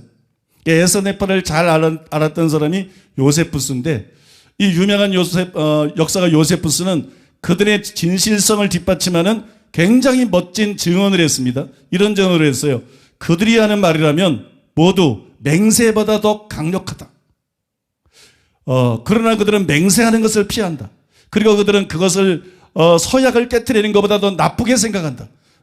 왜냐하면 하나님께 호소하지 않고는 도무지 신임을 얻지 못하는 사람이라면 이미 유죄인 것으로 판단하기 때문이다. 그래서 그 에세네파 사람들은 유대교인이죠. 예수님 당시 유대교인. 그런데 우리가 하물며 예수님의 제자들인 우리들이 그리스도인인 우리들이 이들보다 못하면 되겠어요? 당연히 여러분 이들처럼 정직해야 됩니다. 그리고 당연히 이들 이상으로 정직해야만 돼요. 굉장히 조심하셔야 되는데요. 정직은 선택사항이 아니에요. 반드시 정직해야 됩니다. 우리는 반드시 정직해야 돼요. 왜냐하면 그것이 영원한 운명을 가르기 때문이에요. 물론 여러분 맹세에 대한 주님의 가르침에 보면 살인이나 간음에 대한 가르침에서처럼 마음으로 살인하고 마음으로 간음해도 지옥불에 던져진다 이런 경고가 없어요. 그죠? 맹세에 대한 가르침엔 그런 경고가 없어요. 근데 잊지 말아야 될 게 뭐냐면 마귀가 누구냐? 마귀가 누구냐? 거짓말쟁이. 거짓의 아비. 자기만 거짓말쟁이가 아니라 거짓의 아비. 거짓을 계속 생산해내고 부추기고 사람들로 하여금 거짓말하게 하는 존재. 성경에 마귀가 제일 처음에 나온 게 창세기 3장이죠. 땅 무대에 나오자마자 거짓말하잖아. 아담한테 거짓말하잖아. 하와한테 거짓말하잖아. 인간을 속게 만들고 착각하게 만들고 범죄하게 만들잖아. 예수님이 요한복음 8장 44절에서 너희 아비가 마귀다 그러면서 그는 거짓말쟁이요 거짓의 아비다. 이게 무슨 말입니까? 거짓말쟁이들은 마귀의 자식이라는 거예요. 하나님은 거짓말할 수 없는 하나님이에요. 하나님의 말씀은 무조건 아멘입니다. 하나님은 진실하시기 때문입니다. 그래서 말씀에서 믿음이 나오는 거예요. 하나님의 말씀을 통해 믿음이 생기라는 거예요. 반대는 마귀입니다. 하나님의 자녀들은 진실합니다. 맹세할 필요가 없을 정도로 진실합니다. 마귀의 자녀들은 거짓말합니다. 거짓말을 단순하게 생각하지 마세요. 누가 거짓말한다 이러면 굉장히 심각하게 생각해요. 여러분 자녀들이 거짓말한다 그 단순하게 생각하면 큰일 납니다. 자녀들이 거짓말한다 심각하게 생각해야 됩니다. 남편이 거짓말한다 그거 보통 심각한 거 아니야. 아내가 거짓말한다 그거 보통 심각한 거 아니에요. 여러분 하물며 목사가 거짓말한다, 교회 직원들이 거짓말한다 보통 심각한 거 아닙니다. 여러분 그게 여러분 표시로 드러나는 거예요. 마귀에게 속했다는, 하나님에 속한 자가 아니라 마귀에게 속했다는 표시로 드러나는 거예요. 그게 아브라함도 거짓말했죠. 그거는 어쩌다가 살기 위해서 그죠? 생명의 위협을 느껴서 하와가 너무 사라가 너무 이뻐가지고 사라가 너무 이뻐서 막 90이 넘은 할마시를 왕이 자기를 죽이고 뺏어갈 수도 있어. 그렇게 이뻐. 우린 그런 걱정 안 하고 살아. 근데 여러분 그래서 여러분 생명의 위협이 막 느껴지니까 그죠? 생명의 위협이 되니까 어쩌다가 진짜 거짓말한 거죠. 뭐 이렇게 거짓말하고 이런 게 아닙니다. 여러분 그런 어떤 거짓말을 진짜 어쩌다 한 번 한 거 가지고 넌 큰일 났어. 넌 마귀의 자식이야. 넌 네 정체가 드러난 거야. 이러면 또 안 돼요. 근데 여러분 거짓말을 주기적으로 한다, 거짓말을 가끔 한다, 이건 굉장히 위험한 겁니다. 이건 소름 끼치는 겁니다. 이건 마귀에게 속했다는 거예요. 마귀에게 속한 자가 어디에 가겠어요? 마귀와 그 사자들을 위해 예비된 영영한 불로 들어가라. 그 사람들의 운명이에요. 그 사람들의 운명. 그래서 여러분 성경에 이런 경고가 나오는 거예요. 계시록 21장 8절에 보면 거짓말하는 모든 자들은 불과 유황으로 타는 못에 던져지리니 이것이 둘째 사망이라. 거짓말하는 모든 자라 그랬어요. 거짓말하는 자 모든 자. 22장 15절에도 거짓말을 좋아하며 지어내는 자마다. 현대 종교가 얼마나 말 잘 지어내. 교회와 신앙 교단들은 무슨 소설가들 같아. 그죠? 우리 교회에 대해서 글 쓰는 거 얼마나 말 잘해. 이런 것들은 다 지옥입니다. 성경에 그 사람들 지옥 간다고 나와 있는데 뭘. 남을 공격하기 위해서 사실이 아닌데 말을 막고 지어내는 거. 그리고 인터넷에 글 올리고 이것들은 다 지옥입니다. 회개치 않으면. 그러니까 우리가 너무 그 사람한테 화낼 필요 없어. 어차피 지옥에 가서 영원히 몸부림칠 거를 불쌍히 여기지 뭘 화를 내고 그래. 그죠? 그럴 필요도 없어요. 거짓말하며 지어내는 자는 다 성 밖에 있으리라. 그러니까 여러분 오늘 말씀을 통해서 제가 그랬잖아요. 오늘 뭐 굉장한 말씀하는 거 아니야. 맹세에 대해서 예수님이 하신 말씀을 좀 살펴보는 건데요. 이 말씀을 통해서 가볍게 성경 공부하면서 궁금했잖아. 왜 머리로 맹세하고 뭐 머리털이 이건 또 무슨 얘기지 궁금했는데 속 시원하게 알게 됐잖아요. 그죠? 이게 가볍게 성경 공부하는 거지. 가볍게 성경을 공부하면서 무겁게 도전을 받아야 된다. 왜냐하면 거짓말은 안 된다. 거짓말을 작게 생각하면 안 된다. 거짓말을 용납하면 안 된다. 거짓말은 뿌리 뽑아야 된다. 믿습니까? 거짓말은 뿌리 뽑아야 된다. 목회자들도 뭐 자기가 되게 잘못해서 물어보면 겁나니까 거짓말하고 그래. 안 돼. 잘못한 것보다 그게 더 나빠. 잘못한 것보다 그게 더 나쁘고 난 그걸 더 나쁘게 생각해. 절대로 여러분 거짓말하면 안 돼요. 여러분 거짓말을 완전히 뿌리 뽑고 잘라내버리는 이 시간 되시기를 바랍니다. 우리나라 사람들은요 문제가 뭐냐면 거짓말을 너무 잘해. 우리나라 사람들 거짓말 참 잘합니다. 많은 사람들이 거짓말을 단순히 뭐 상술이나 처세술로 여겨. 장사들이 다 미치고 산대, 미치고 판대. 그럼 장사들이 다 정신병자겠어? 미치고 왜 팔어? 안 팔고 말지, 그죠? 그러니까 이 거짓말이 그냥 상술이나 처세술 이런 것처럼 생각해. 여러분 거짓말하면 안 돼요. 근데 믿는 자들도 별반 다르지 않아요. 심지어 목사들도 예외가 아니에요. 뭐 아까도 말씀드렸지만 통합이나 백삭을 비롯해서 여러 교단들, 이단 세력군들 만드는 그런 잡지들 또는 기독교 언론들 보면 얼마나 십몇 년 동안 지금까지도 그냥 우리 교회에 대해서 맨날 쓰면 거짓말 아닙니까? 그냥 뭘 썼다 그러면 거짓말이야. 옛날에는 몰라서 그럴 수도 있다 그러지. 통합 사면위를 통해서 통합이 거짓말로 우리를 음해했고 우리는 희생자라는 것이 백일하에 드러났어요. 객관적인 주장이 돼버린 거예요. 내가 통합에 그걸 니네들이 이렇게 거짓말하고 니네들이 이렇게 불법을 저지르고 그걸 그대로 들이댔는데 통합에서 끽소리도 못했으니까 그걸 다 인정을 한 거야. 이게 보통 일입니까 여러분? 여러분 팩트가 뭔지를 알아야 돼. 이게 보통 일이 아니에요. 통합과 한국 교단들이 우리 교회에 대해서 거짓말하고 범죄했다는 게 통합 사면위를 통해서 내가 드린 문서하고 거기서 하나도 반박 못하고 왜 우리 교단이 거짓말했다 그러냐? 가만히 있겠어요 여러분? 이런 방법 못하고 우리를 사면하기로 결정한 것 자체가 통합에 여러분 있는 사람들이 내막을 다 알고 있는 거예요. 자기 교단이 이 시대 바리새인처럼 마귀의 사탄이 날 수 있는 죄를 지었다는 거를. 그러면 여러분 눈 뜬 사람이면 이 진실을 알려고 그러면 모든 목사와 모든 기독교인이 다 알 수 있는 거예요. 그 다음에 한기총에서 뭐라 그랬어요? 음해라 그랬잖아요. 음해. 조사. 그래서 한기총이 적어도 옛날보다는 세력이 약해졌어도 80개, 90개 교단이 모여있는 단체입니다, 여러분. 그래서 만나서 얼마나 압력들이 있었어요. 얼마나 악기들처럼 그냥 이단 사람들이 교단들이 압력 넣고 저기 한 것이 어제까지 웃었던 게 이대희 안정 사표 내고 뭐 나가서 또 새빨간 거짓말로 교수라는 것들이 떠들어대고 뭐 기사 쓰고 야 정말 뭐 한국 교회는 진짜 뭐 아주 그냥 똥뚝간이야 똥뚝간. 쓰레기장도 저런 쓰레기장이 없어. 경악했어요. 경악하는 짓거리들 보고 내가 저것들이 목사야 저것들이 뭐 신학대학 교수야?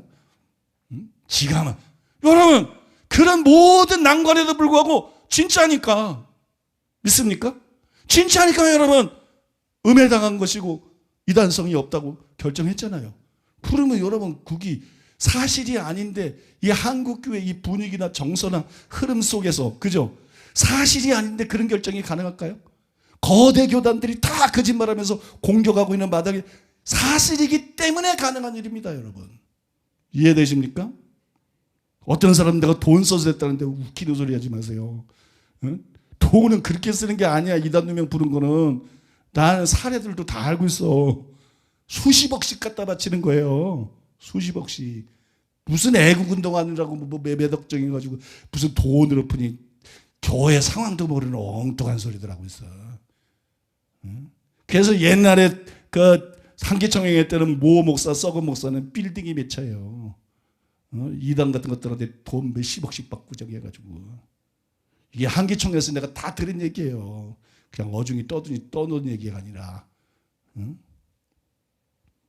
근데 교계가 지금 얼마나 썩었는지도 눈 멀어서 하나도 모르는 사람들이 말해요. 무슨 내가 돈을 써서 됐다. 말 같지도 않은 소리 하지 마세요. 돈을 왜 써? 그런 식으로 돈을 왜 써? 이미 우리 교회가 이단 아닌 거 다 알고 도우려고 그러고 있는데. 그리고 꿋꿋하게 그렇게 밀고 압력이 있어도 굴복하지 않고 나가고 있었는데.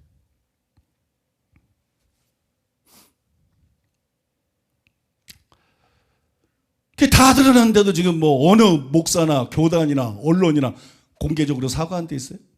공개적으로 발언 잡은 데 있어요? 그 말했잖아요. 처음부터 이들은 진실에 관심이 없어요.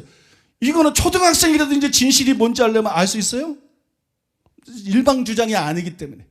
특히 속통합 사면위 같은 거는 결정적인 것이기 때문에. 응? 아니, 내가 너희들이 이렇게 거짓말했잖아. 니들이 이렇게 불법 저질렀잖아. 그걸 거기서 한마디도 못하고 끽소리 못하고 그죠? 그 다음에 나중에 사면 결정을 했는데 그때 누가 봐도 그게 상대가 거짓말로 음해한 거지. 그죠? 우리를 이단이라고 제일 먼저 때린 게 바로 저 못된 통합인데. 아니 통합 그 교단이 상대로 그렇게 일이 일어난 건데. 근데 왜 한국교회가 아무 일도 없냐는 거야. 한기총회에 들어가도 왜 아무런 변화가 없냐는 거야. 왜 내 책은 기독교 선생님이 못 나가냐는 거야. 왜 나는 CBS에 못 나가고 CT에서 나 설교 지들보다 훨씬 잘하는데? 응? 아니 지들보다 10배, 20배, 100배는 더 영혼들 깨우고 살릴 수 있는데 왜 이상한 것들 쳐다가 나와가지고 막 장소파리처럼 떠들고 참 이상하게 기독교 이미지 이상하면 왜 내 설교를 안 내보내?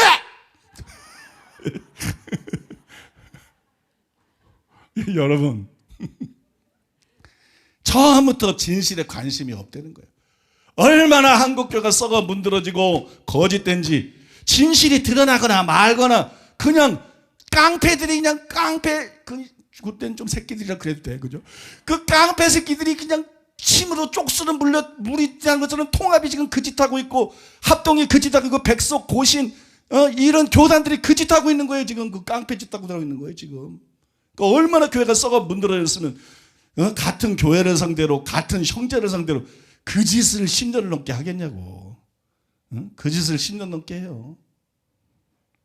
내가 지난주에 보니까 어떤 성도님이 뭐 다른 교회 뭐 목사님이 뭐 사모님이 뭐 또 뭐 인터넷에 보니까 그 이단 사냥꾼들이 그 기레기들이 쓴 쓰레기들 그런 글들을 뭐 링크까지 4개를 해놨어.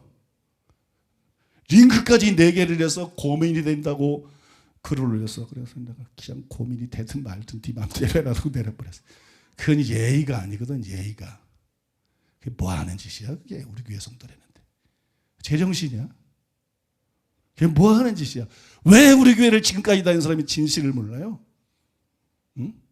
통합 사면이니 뭐니 그런 책들을 다 나눠줬는데 무슨 증거가 더 이상 필요해 세상에? 그 이상의 무슨 증거가 필요해? 통합 사면이 위원장이 거기 그 진실에 대해서 내가 말한 게 아니라 하도 기가 막혀가지고 사면 백서를 써서 그 책에서 실토한 것까지 다 거기 돼 있는데 그거를 그 당시 알던 기독교 언론들도 수많은 언론이 동조해서 기사를 실은 거 거기 다 올려. 도대체 이 땅 위에서 무슨 더 이상의 무슨 증거가 필요해? 더 이상 무슨 증거가 필요합니까? 근데 뭐 우리 교회 다니면서 뭘 읽은 거야, 망한 거야. 거기에다 그냥 고민되면 고민되는 거나 쓰면 되는 거지. 무슨 그냥 쓰레기들이 쓴 이단 사람들 새빨간 거짓말쟁이들이 쓴 그걸 링크를 4개씩이나 해놓고 무슨 상담을 그딴 식으로 하는 거예요? 나 참 어이가 없더라고요. 어이가 없어요. 그래서 그냥 내려버렸어요.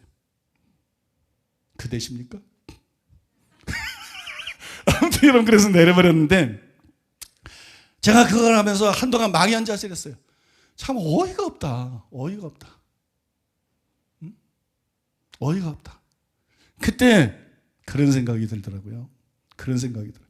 그래, 이게 참 비정상적으로 보이지만 그래도 아직도 우리 교회 나온 지 얼마 안 된 사람이나 또 우리 설교 영상을 듣는 사람이나 그런 사람들은 인터넷에 지저분한 글들이 많이 올려지 지금은 많이 늘었어요.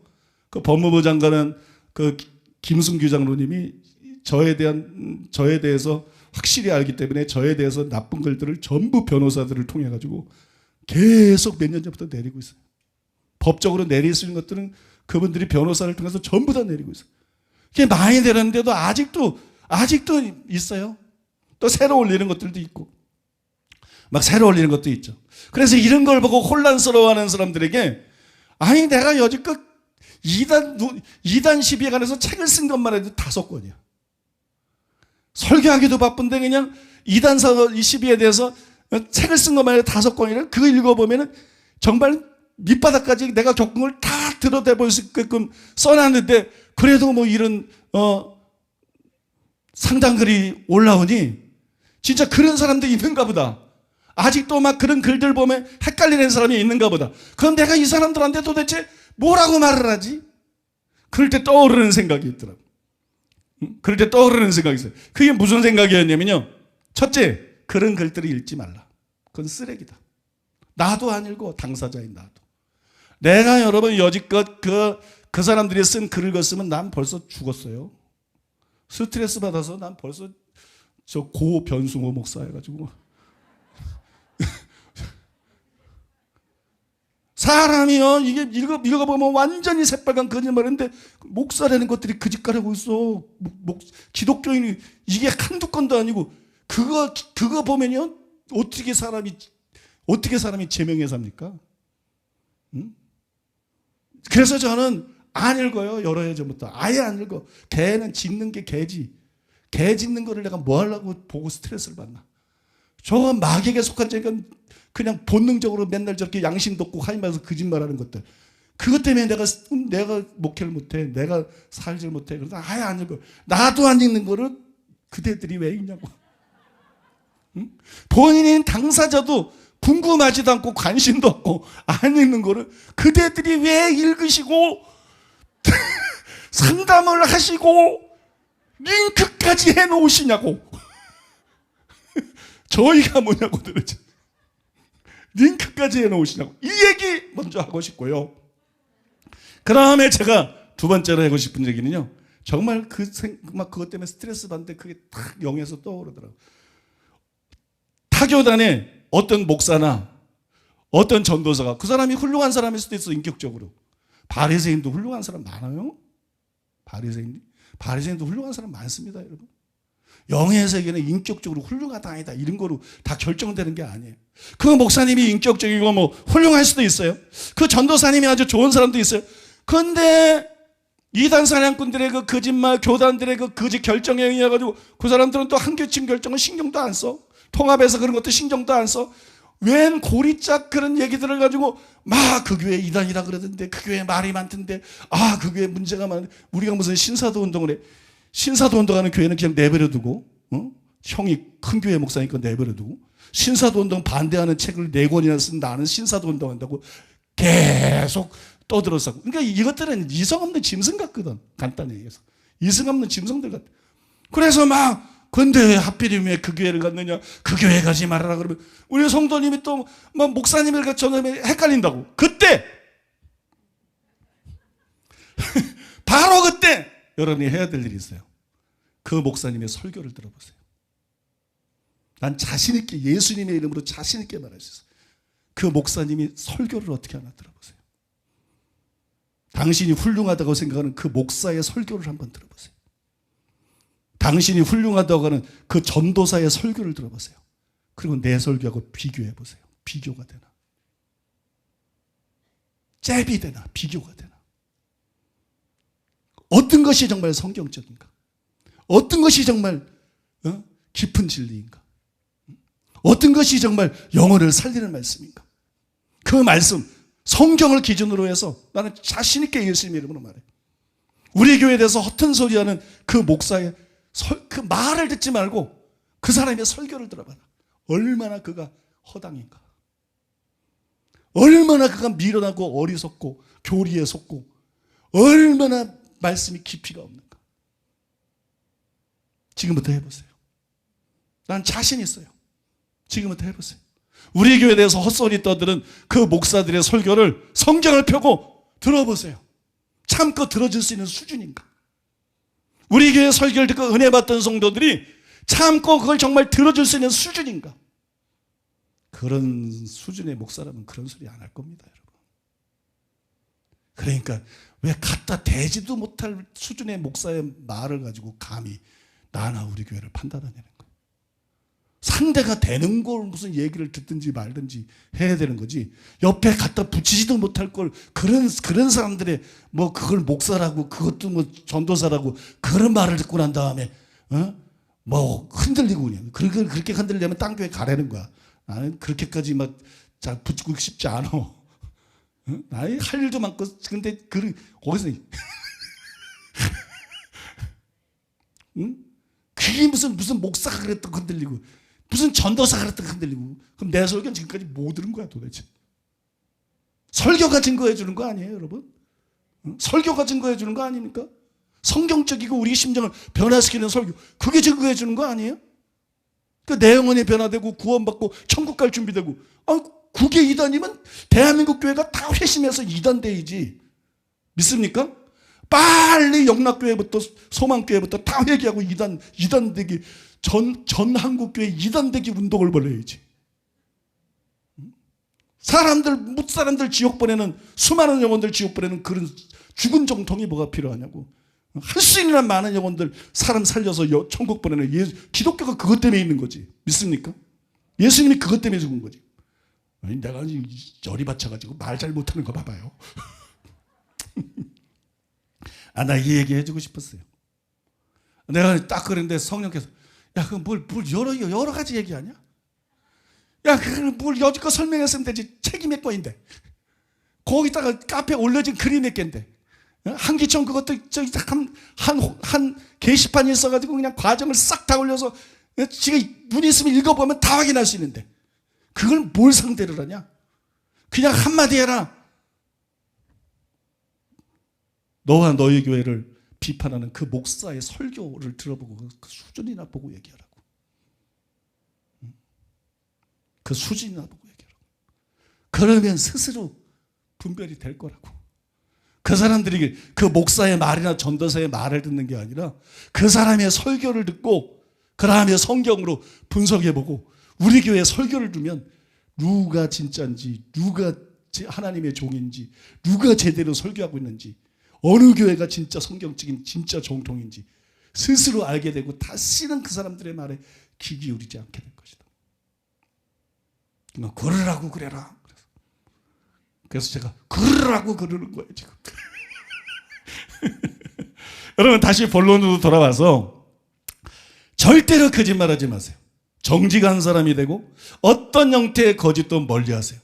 제 말은 여러분 거짓말은 물론이고요 과장도 하면 안 된다는 거야. 과장하지 마세요. 하려면 부장하든지. 아무튼 과장도 하지 말라는 거. 조지 스토먼트의 위글스워스, 하나님과 함께 동행했던 사람, 그 책에 보면 이렇게 쓰여 있어요. 스미스 위글스워스는 말은 거칠었지만 그는 말씀의 사람이었습니다. 한 번은 그가 한 젊은이에게 도움이 필요하면 와서 도와주겠다는 약속을 하였습니다. 그 얼마 지나서 그 젊은이가 도움이 필요하다고 멀리서, 가까운 거래 굉장히 먼 곳입니다, 멀리서 전보를 보냈습니다. 스미스 위글스워스는 자신의 돈으로 미국 서부 해안까지, 동부까지 큰 회중으로부터 작은 회중에 어려운 그룹에 이르기까지 여행을 하였습니다. 왜냐하면 그렇게 하겠다고 말을 했기 때문입니다. 그는 하나님께 자신이 무엇이든지 사실 그대로만 말하지 과장하지 않게 도와달라고 강구했습니다. 그를 알고 있던 많은 사람들은 그가 자신의 많은 경험 가운데서 이 말을 하나씩 수없이 반복하는 것을 들었습니다. 그들은 그의 이야기가 조금씩 과장되는 것을 결코 듣지 못했습니다. 그는 결코 사실을 변경하지 않았습니다. 한 번은 한 부인이 위대한 복음전도자 드와이트 무디에게 와서 자신의 과장하는 버릇을 고치게 해달라고 기도를 부탁했다고 합니다. 그때 무디는 이렇게 말했습니다. 과장이라고 부르지 마십시오. 거짓말이라고 불러야 됩니다. 이것이 바로 위글스워스가 이야기를 그럴듯하게 만들려고 장식을 하고 색깔을 덧칠하는 것에 대해 가진 생각이었습니다. 그는 교회의 재적 인원에 대해서도 정직하였습니다. 등록교인의 수를 늘리기 위해 그냥 이름만 교인 명부에 더하는 것을 그는 믿지 않았습니다. 이렇게 썼어요. 여러분 맞습니다. 과장도 거짓말이에요. 거짓말도 거짓말이에요. 과장도 거짓말이에요. 그러므로 거짓말하지 않을 뿐만 아니라 과장도 하지 말아야 돼요. 과장하는 버릇 버려야 됩니다. 여러분 부끄럽게도 한국교회는 교인 수를 부풀려서 말하는 것이 일반화되어 있어요. 그 교회의 성도 3,000명이다 그러면 1,000명입니다. 그 교회의 성도 300명이다 그러면 10,000명입니다. 이게 양심적인 교회들이에요. 목사들이 우리 교회 성도가 몇 명이야? 여의도가 뭐 50만 70만 개뻥 그런 게 어딨어. 여러분 우리 교회가 뭐 몇 명이다. 그러면 여러분 목사들이 기본적으로 3분의 1로 깎아서 생각해요. 그게 일반적인 현상이야. 아주 예외적으로 정직한 목사님들이 여기저기 계시겠지만 이게 여러분 교계에서는 일반적인. 그러면요 진짜 썩은 사람들은 막 엄청 부풀립니다. 우리 교회가 성도가 몇 명이다? 딱 그만큼이야. 몇 명 참석했다? 딱 그만큼이야. 우리는 부풀리지 않습니다. 저는 여러분 추측하는 거 아닙니다. 내가 여러분 타교단 목사들도 많이 하는데 모르겠어요. 들어서 다 알아요. 기자들한테 다 아는 얘기하는 거. 심지어 저는 추측하는 거 아니고요. 내가 어느 교단인지는 말 안 하겠는데, 이 목사하고 교인 수가 많아야 총회 갈 때 총대 수가 많아지잖아요. 그래야 표가 많이 나오고 자기가 당선될 가능성이 높잖아요. 그러니까 그 노예 교인 수를 2배, 3배로 확 부풀려서 총회에 보고를 합니다. 그래서 총대 몇 명. 내가 직접 들은 얘기. 우리가 한기총회에 들어갈 때도 한기총회에 들어가려면 교인 수가 있어요. 교회 수. 근데 우리가 그 교회 숫자가 안 됐어. 한기총회에서 그냥 그렇게 써라 그래서. 왜냐면 그때 300교회인가 200교회인가 300교회인가 교회 수가 200개인가 300교회가 안 되면 한기총 교단으로 가입이 안 돼요. 근데 우리가 안 됐어. 근데 한기총에서 다들 그렇게 한대. 그래 내가 보니까 정말 교회도 작고 교단도 정말 작은데도 막 한기총이 들어와 있어. 뭐 미리 들어온 데도 있겠지만. 그래서 실제로 그렇다는 걸 알겠더라고. 그래서 우리도 그렇게 쓰려는 거야. 나는 안 들어가면 안 들어가지 그렇게 안 써. 나는 차라리 안 들어가려면 안 들어가.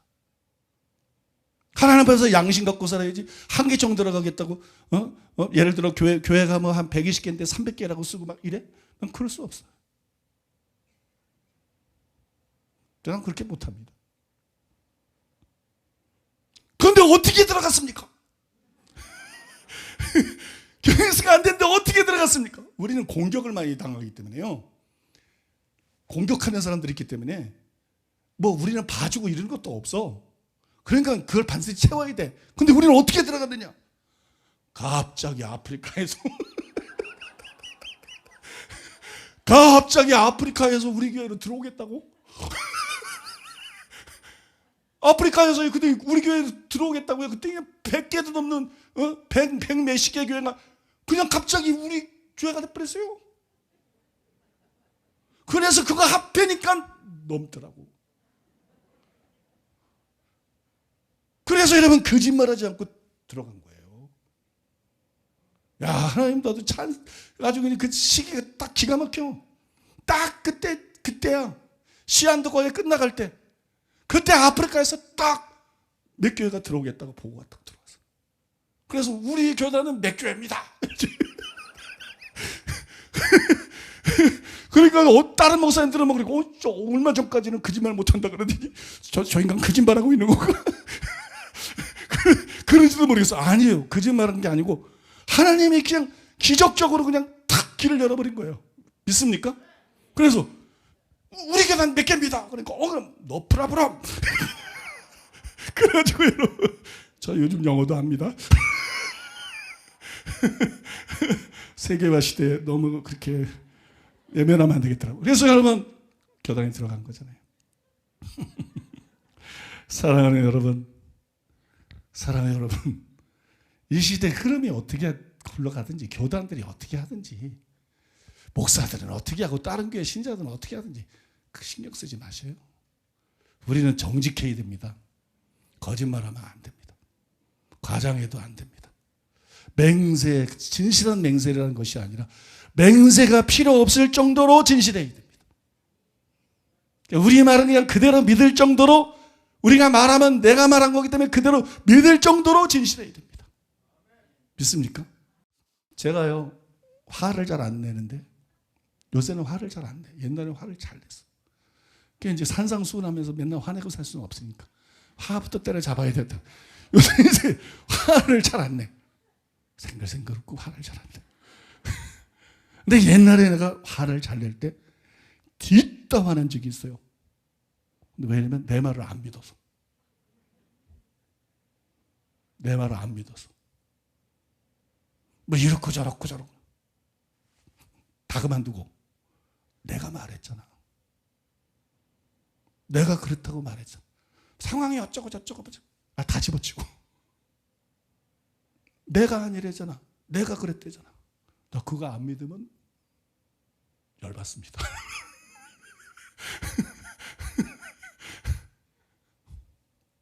무슨 얘기인지 아죠? 내가 무슨 거짓말하고 살았냐? 내가 거짓말하는 사람으로 보이냐? 중고고 뭐고 다 소용없어. 뭐 딴 얘기고 다 소용없어. 내가 그렇대잖아. 너 난 몰라? 내가 그렇대잖아. 그럼 그걸로 끝난 거지. 뭐가 그렇게 말이 많아? 여러분, 그런 사람이 돼야 된다는 겁니다. 그렇게 자신 있게 말할 수 있는 화내는 건 받지 말고 여러분, 그런 사람이 되라는 것입니다. 우리 오늘 들은 말씀 기억하면서 하나님 앞에 기도하겠습니다. 들은 말씀 기억하면서 마음에 와닿고 찔려지는 그런 각종 제목들을 가지고 하나님 앞에 기도하면서 나가겠습니다. 기도하겠습니다. 하나님 아버지, 우리가 누구 앞에 서 있습니까? 하나님, 나의 생명의 주인은 누구십니까? 나의 말에 목소리만 듣는 것이 아니라 내 폐부를 감찰하시고 내 심장을 살피시고 내 폐부를 시험하시는 분, 나의 하나님, 나의 모든 것을 알고 계시고 그 하나님 앞에 내가 설 것인데, 나의 생명의 주님 되신 그 하나님 앞에 설 것인데, 하나님, 오늘 말씀을 통해서 너는 정직한 자가 되어야 된다, 나를 닮은 자가 되어야 된다, 나의 진실함을 닮는 나의 사람이 되어야 된다 말씀하시는 주님, 그 말씀 앞에 떨게 하여 주시옵소서. 하나님, 사람들이 평가하고 인정하는 것이 무슨 소용이 있습니까? 하나님이 나를 아시고 하나님이 오늘이라도 나를 부르시면 나는 그 하나님 앞에 서서 내 실체를 드러내야 되는데, 내 실체로 서야 되는데, 하나님, 오늘 이 말씀을 통해서 나의 심령, 나의 삶을 돌아보게 하여 주시옵소서. 하나님, 나는 하나님 앞에 설 준비가 돼 있습니까? 하나님, 나는 진짜 하나님의 사람입니까? 하나님을 경외하는 사람 되게 하여 주시옵소서. 하나님 말씀을 들을 때마다 마음이 가난하고 하나님의 말씀이 찌를 때마다 중심에 통회하고 하나님을 경외하기 때문에 하나님의 말씀 앞에 떨 수 있는, 상황 앞에 사람 앞에 떠는 게 아니라 하나님의 진리의 말씀 앞에 떨 수 있는 저희들 되게 하여 주시옵소서. 하나님, 우리의 입술에 바수꾼을 세워 주소서. 하나님, 옳다면 옳고 아니다면 아니다 할 수 있는, 하나님, 우리 그 삶 자체가 예수 그리스도를 닮아갈 수 있는, 진실하신 하나님을 닮아서 우리의 삶이 진실해질 수 있는 시간이 가면 갈수록 주님이 우리를 보고 너는 나를 닮아가고 있구나, 너는 진짜 나의 완전함을 향해서 너도 은혜를 구하며 달려가고 있구나, 너는 내 딸이다, 너는 내 아들이다, 내가 너를 기뻐한다 말씀하실 수 있는 그런 저희들 되게 하여 주시옵소서. 하나님, 무엇이 우리의 소원입니까? 주님 닮고 싶습니다. 주님 닮고 싶습니다. 주님의 온전하신 처럼 나도 그렇게 살고 싶습니다. 성령님, 오늘의 말씀이 우리의 심령에 빛이 되게 하시고 검이 되게 하시고 방망이가 되게 하셔서 실제로 우리의 삶을 부수고 비추고 주님 뜻대로 살 수 있는 존재로 빚어질 수 있도록 은혜를 부어주시옵소서. 은혜를 부어주시옵소서. 말씀을 들을 때마다 우리의 삶이 바뀌고 또 바뀌는, 그리고 주님 앞에 서서 정직하신 주님 앞에, 진실하신 주님 앞에 정직하고 진실한 삶이 될 수 있도록 하나님, 이 시간 은혜를 부어 주시옵소서. 하나님 아버지, 하나님이 보시기에 나는 지금 어떠한 존재로 보이고 계십니까?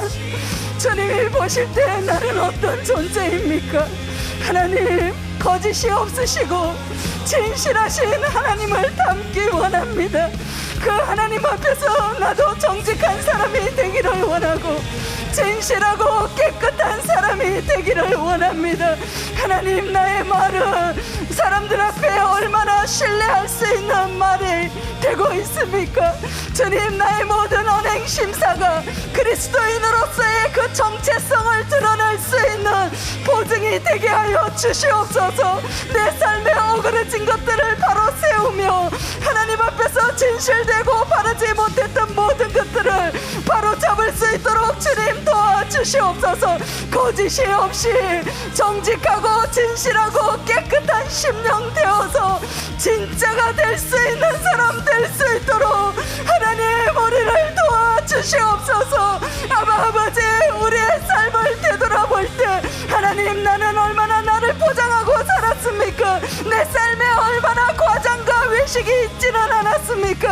하나님 아버지 깨끗하게 하소서. 하나님 아버지 바르게 의롭게 살게 하소서.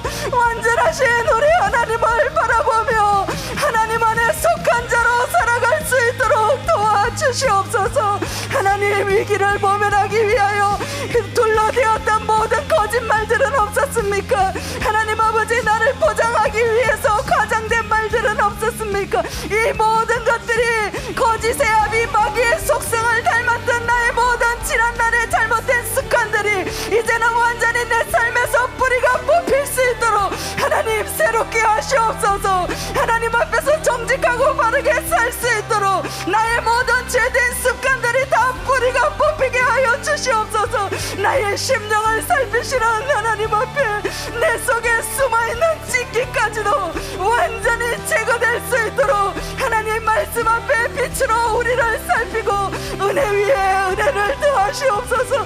그래서 온전한 자로 설 수 있도록 하나님 닮은 자로 살아갈 수 있도록 하나님 우리에게 오늘도 은혜를 베풀어 주시옵소서.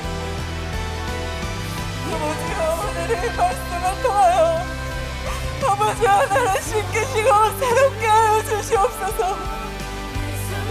하나님 앞에 아무런 맹세가 필요 없는 자로서 주님 앞에서 그렇게 정직하게 살아가게 하여 주시옵소서. 하나님이여 수많은 사람들이 어떻게 살아갈지라도 아버지여 자기 자신을 포장하고 과장하며 하나님이여 거짓된 입술로 자기 자신을 변호하려 할지라도 하나님 앞에서 나는 그렇게 살지 않기를 소원합니다. 하나님이여 양심적으로 살아가기를 원하고 바른 말씀 참된 진실이 내 삶 가운데 그대로 내가 그러한 존재가 되어 살아가기를 간절히 원합니다. 아버지의 말씀으로 나를 비추어 주시옵소서. 하나님이여 주님이 나를 변호하실 수 있는 사람이 되게 하시고 아버지와 내 안에 있는 모든 거짓들 사탄이 주는 모든 유혹들이 하나님의 시간에 내가 그 모든 것들을 완강히 부인하고 거절하며 아버지 온전한 진실 속에서 진실만을 말하며 절대로 맹세가 필요 없는 그러한 존재로서 살아갈 수 있도록 하나님이 이 시간 은혜를 부어주시옵소서. 온전히 주님 앞에 결단합니다. 모든 거짓들이 내 안에서 완전히 뿌리 뽑히게 하여 주시옵소서. 하나님의 말씀이 1.1획도 변하지 않으시는 말씀이고 하나님은 시검치 않으시는 분이신 것을 찬양합니다. 우리가 하나님을 믿을 때 그 말이 진실하시기에 우리가 그 말씀을 믿고 나아간다면 우리의 구원은 반드시 이루어지는 것입니다. 하나님 우리가 하나님을 닮을 때 내 말이 그 자체로 진실일 때 하나님 내 말을 통하여 많은 영혼들이 하나님을 볼 수 있을 것입니다. 하나님 그렇게 하나님을 전할 수 있도록 하나님의 말씀 앞에 내가 오늘도 진실하게 서게 하시고 하나님 내 삶을 돌아보게 하시고 하나님 영혼들을 위하여서라도 하나님 진실로 하나님을 닮은 자가 되게 하여 주시옵소서. 하나님의 모습이 내 안에 온전히 이루어지기를 원합니다. 하나님 닮은 사람 되기 원합니다. 하나님을 더 알기 원합니다. 하나님으로 채워주시옵소서. 주님으로 채워주시옵소서. 주의 성령으로 지금 채워주시옵소서. 아버지 주님의 은혜로 이 시간 우리에게 함께하여 주시옵소서. 주님을 경외하는 영을 주님을 경외하는 마음을 우리에게 부어주시옵소서. 우리의 말뿐만이 아닌 우리의 삶의 모든 것들을 통하여서 신실하시고 거룩하시고 인자와 자비가 많으신 예수 그리스도의 향기를 나타내며 살아가고 있는지 주님 앞에서의 삶이 되게 하여 주시옵소서. 주님 앞에서의 모습이 되어지고 언행심사가 되어질 수 있도록 하나님 우리에게 이 시간 은혜 위에 은혜를 부어주시옵소서. 하나님 여호와를 경외하는 마음을 이 시간 우리 가운데 부어주시옵소서. 하나님을 두려워하는 마음을 우리 가운데 부어주시옵소서.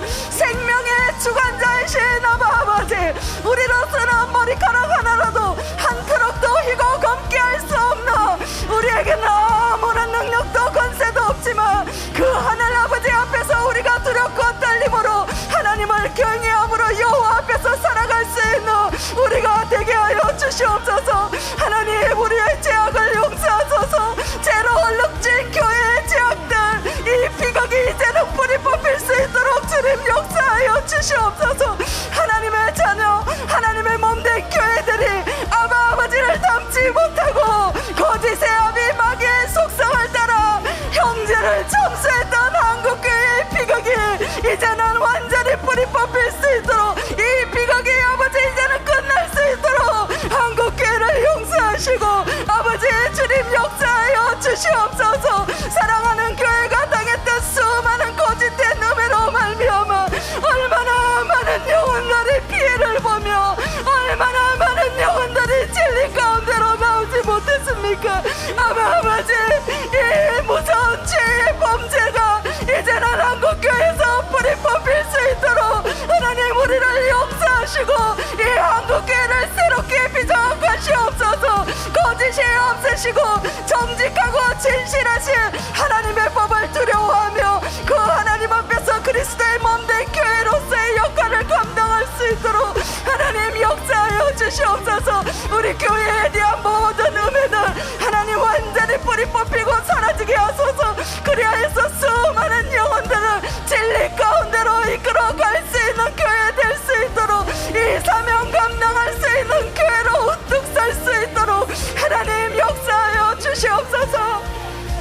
거짓말하는 이는 하나님 앞에 설 수 없습니다. 거짓된 자는 하나님 앞에 나아갈 수 없습니다.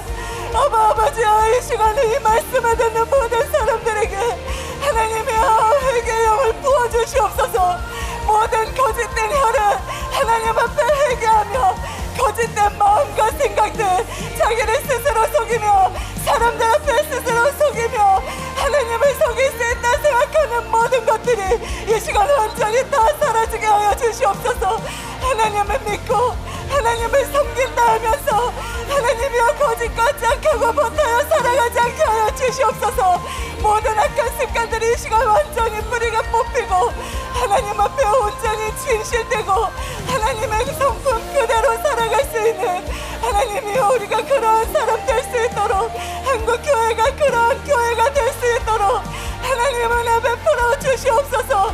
모든 교회가 하나님 앞에 영혼들 앞에 바르고 진실하게 설 수 있도록 주님 도와주시옵소서. 하나님, 오늘 말 한마디 한마디가 하나님의 이름을 망령되게 할 수 있다는 것을 기억하게 하소서.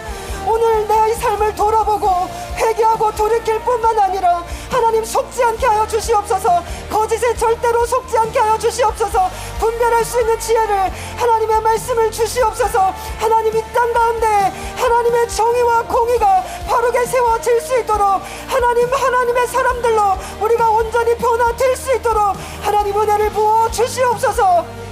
진실된 아버지, 우리가 진실된 하나님 앞에서 생하는 삶으로 인도하여 주시옵소서.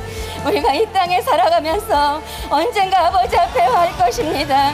그 모든 것을 아시는 진실하신 거룩하신 하나님 앞에 설 때 진실로 아버지 앞에 거짓됨이 없는, 부끄러움이 없는 삶을 살다가 하나님 앞에 갈 수 있도록 우리와 이 땅의 그리스도인들과 교회들을 하나님 축복하여 주시옵소서.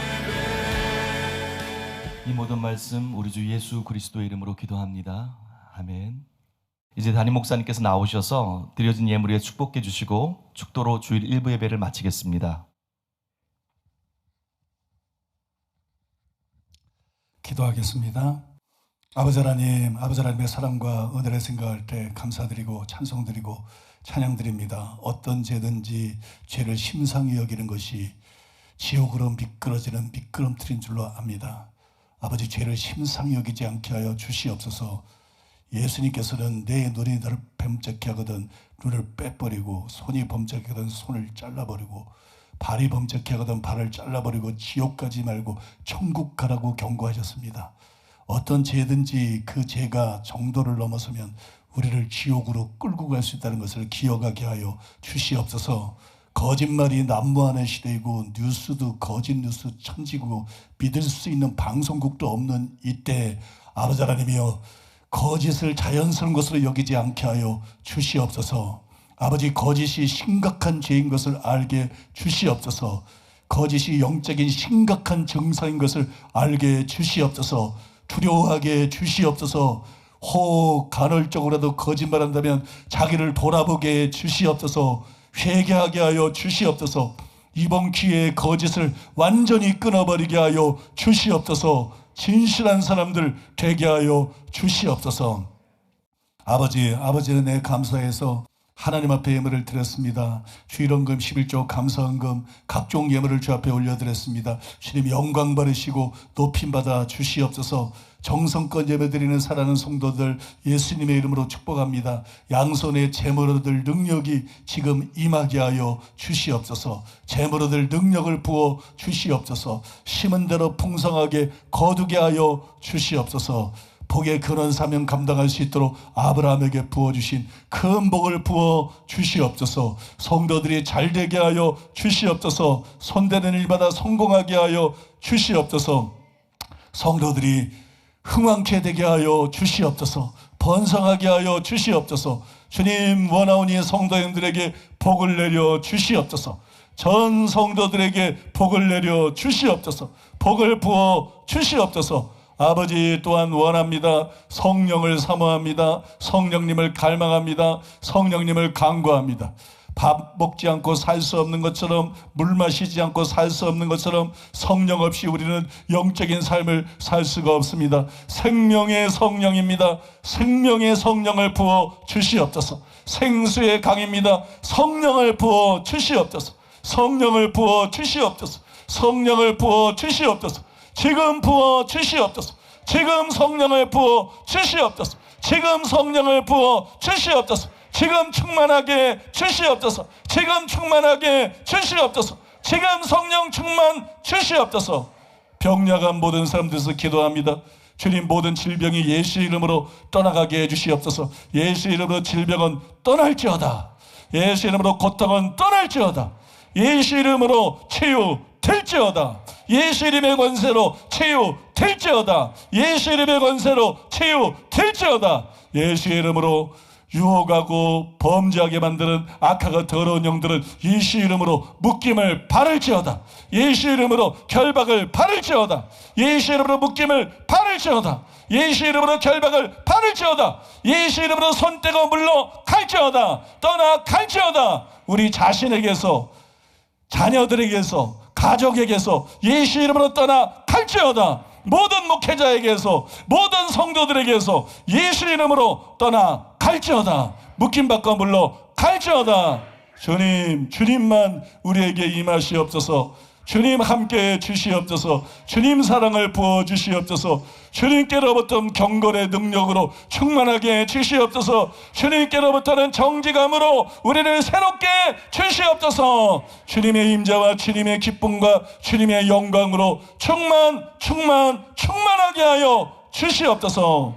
예수님의 이름으로 축복하며 기도하옵나이다. 아멘. 지금은 우리 주 예수 그리스도의 은혜와 하나님 아버지의 사랑과 성령님의 교통하심이 거룩한 주를 말해서 주님을 예배하고 돌아가는 사랑하는 성도들의 심령 위에, 가족과 자녀와 사업 위에, 몸된 교회와 서울시민과 북녘 땅에 굶주린 동포들 위에, 이스라엘과 아프리카와 열방들 위에 이제로부터 영원토록 함께 있을지어다. 아멘.